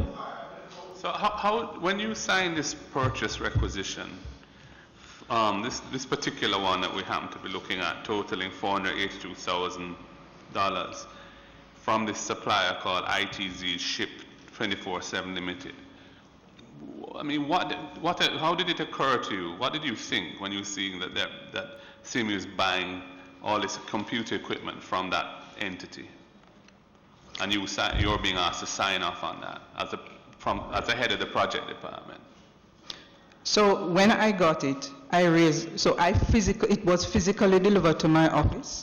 A lot of things get delivered to my office for some strange reason. We're the first point of contact, irrespective.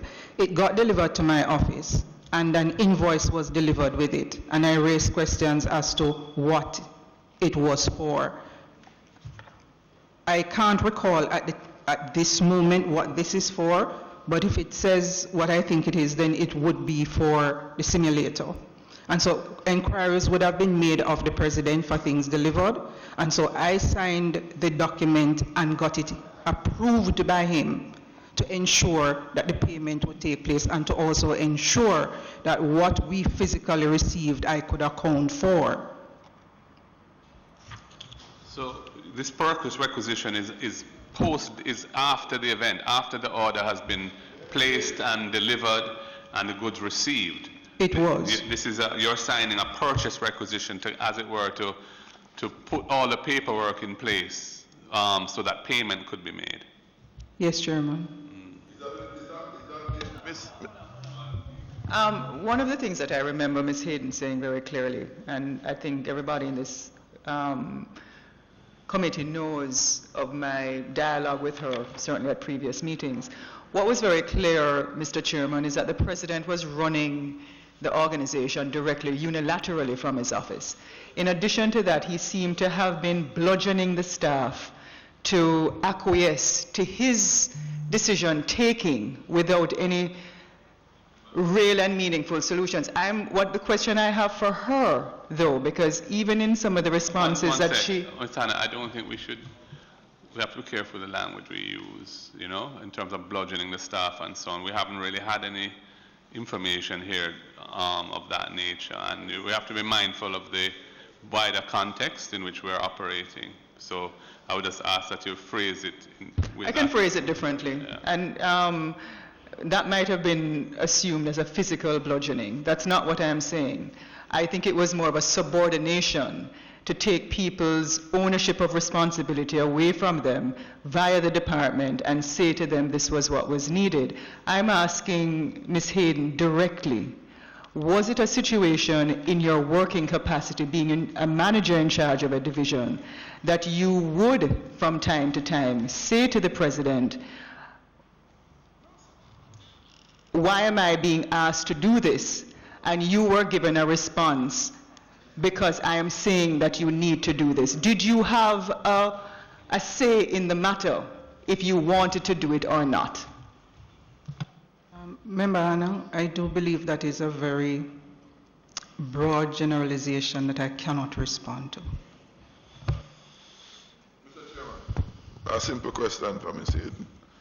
In the instant case that Member Guy referred to, you signed a purchase order for things that were being delivered to you. Is this a normal practice? Was it a normal practice? Member, I can't speak to whether it was a normal practice or not. What I have encountered is that something gets delivered and there's an invoice and conversations are had within the university that suggests that it is something that should be paid for. If it has my signature on it, then I try to make sure that I follow the procedure. If one does not exist, then the purchase requisition would need to be done. When I got to CMU in 2014, I had seen instances where the purchase requisition was done after the delivery of services. So I've got your statement, Ms. Hayden. My simple question is, we have an instant case. You alluded to others. Another one that have been made, you referred to 2014. My simple question is, how frequently it is that you make purchase orders for things which have already been ordered and are being delivered? Have been delivered. Remember, where it comes on to things emanating from my office, the purchase requisition is done prior to any order it being made.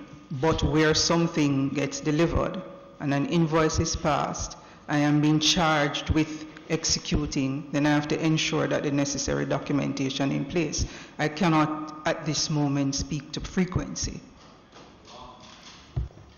Madam Treasurer, Ms. Harrison, in your capacity as Treasurer now and responsible for financial control, I mean, this state of affairs in which goods are being ordered in this way, delivered to the project's office, and then the paperwork is catching up afterwards, the purchase requisition is being done after the event, so as to ensure that there is paperwork in place, but it's not playing the role that it's supposed to play, which is that the requisition for purchasing should authorize the ordering. and should predate the delivery. Is that what is continuing now, or is that to your knowledge, or has that process ended?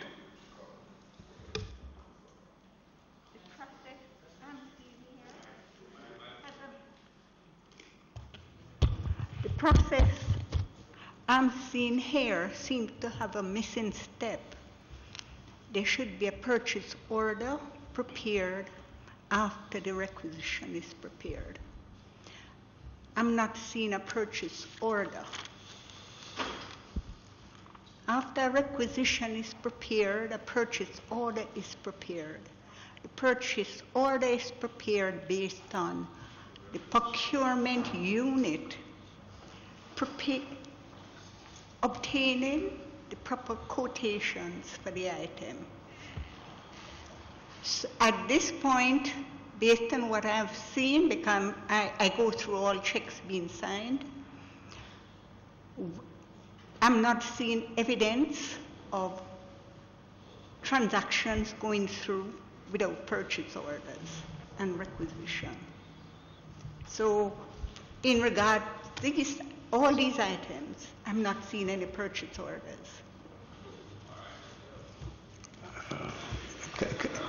Can I, sir? Okay.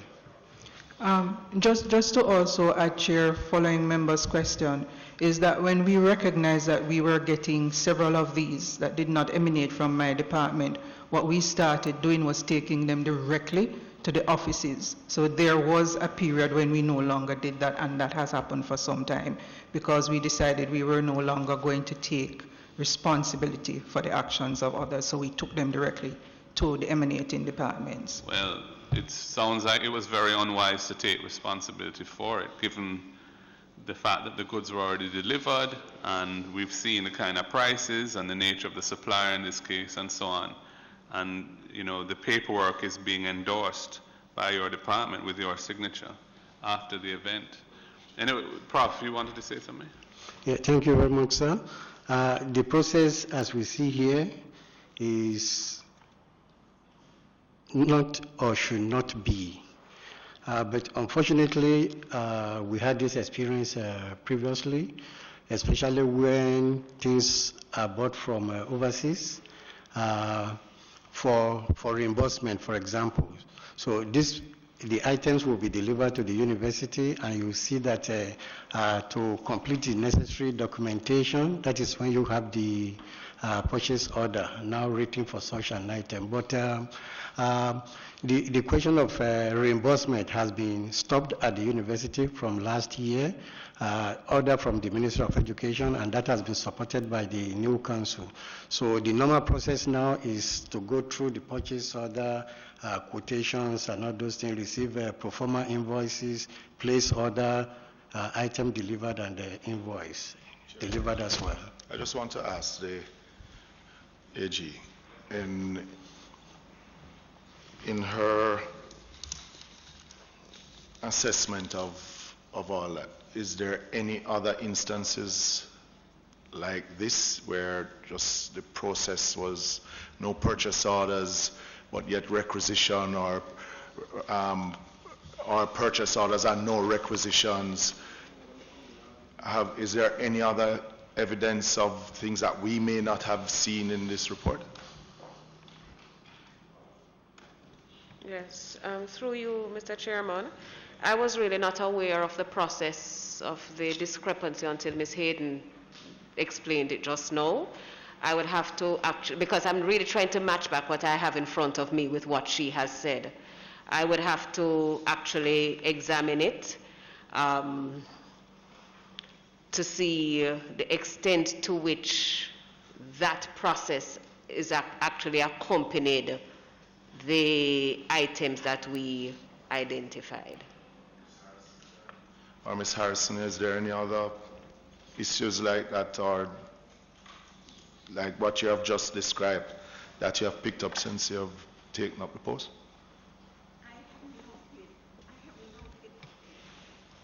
Well, you must remember now the activities are scaled down because we are into summer. and the operation because of the COVID was scaled down. Based on what I've noted, I haven't noted anything like this. Okay. And why I asked the question, Chair, is that when you look at many of the requisitions, they come from the Office of the President. And, yeah, I mean, to do with consultants, to do with, and, you know, I find it, listening to Ms. Hayden, and wondered why take it to the President's office and not to the IT department when these are IT equipments, you know, and it's just a messy affair. I said that it was like a cesspool of just madness going on at the CMU at the time. Because if the items, if each of these purchases come from the President's office, it would be interesting to find out how many of them went the route as this purchase went. That, Madam AG, that is a question that I'm really trying to get to the bottom of. Well, yes. Well, as I said, Mr. Chairman, I just want to have some more time to go through this. What I am seeing here, just from my cursory review, is that the sales receipt and the purchase requisition, they're dated the same day.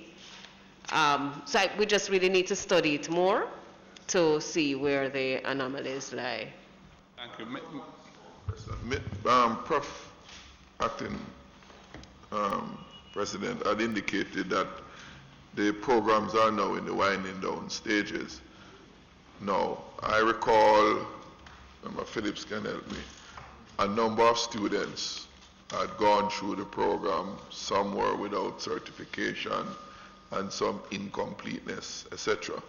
In this closing off period, can you say to what extent all the students who have gone through the various programs but have not gotten completeness, so to speak, or what's the situation with them? Because they are the ones who have been at the suffering side of all of this drama.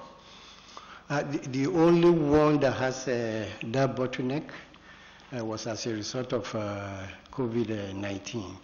And I have personally taken responsibility for that myself, and that is under the CAP program. What is left to be completed in that program is the work experience of 4 weeks. So we are currently identifying organizations that could take them for these 4 weeks. About how many students? I think it's 87 of them. 87? 87. Right across the country? Across the program, across CAP, across the country. Across. Yes. Okay. Mr. Chairman, those are the real victims in this, and I think we have to really ask that the CMU make sure that they treat this with some priority. Those young persons, I've met up on a couple of them. They have invested the time and whatever money, and they can't go forward. They have nothing to bring to prospective employers that they can, possibly get a job. And our duty is to look out for them. Thank you. Thank you for raising that very important point. Members, any other business? If not, just, Chairman, you really, all right, thank you. I'm just thinking, Chairman, that I know it's 1 o'clock, but yeah, no, they're not meeting again. Yes. I was just thinking, Chairman, that had it gone through the IT department, Prof, in terms of even these things that we're querying right now, the IT department would have advised or could have advised the procuring entity, whomever that is or whatever that is, that the three latter ones on this purchase requisition that costs, that is the USB-C to USB-A, USB-C to HDMI, and USB-C to VGA, which costed the Caribbean Maritime University over $100,000. This little thing costs $12 which has everything in it, Prof. Prof. Brown. Prof. Everything in it, and more. and it will work with Dell or Mac or whatever. And I'm sure your IT department, had you been asked that, could have researched and found something which would have not exceeded the limit of the Ministry of Finance and would have saved a significant saving to the CMU. So it only demonstrates the cavalier way, Chairman, in which funds are spent, which really don't belong to you. I mean, everything about that particular purchase is unsatisfactory from my standpoint anyway. Members, the date of the next meeting, I'm proposing the 14th? The 14th of July for the date of our next meeting. Would someone care to move for the adjournment? Seconded by, yeah. Thank you, everyone. The meeting is now adjourned.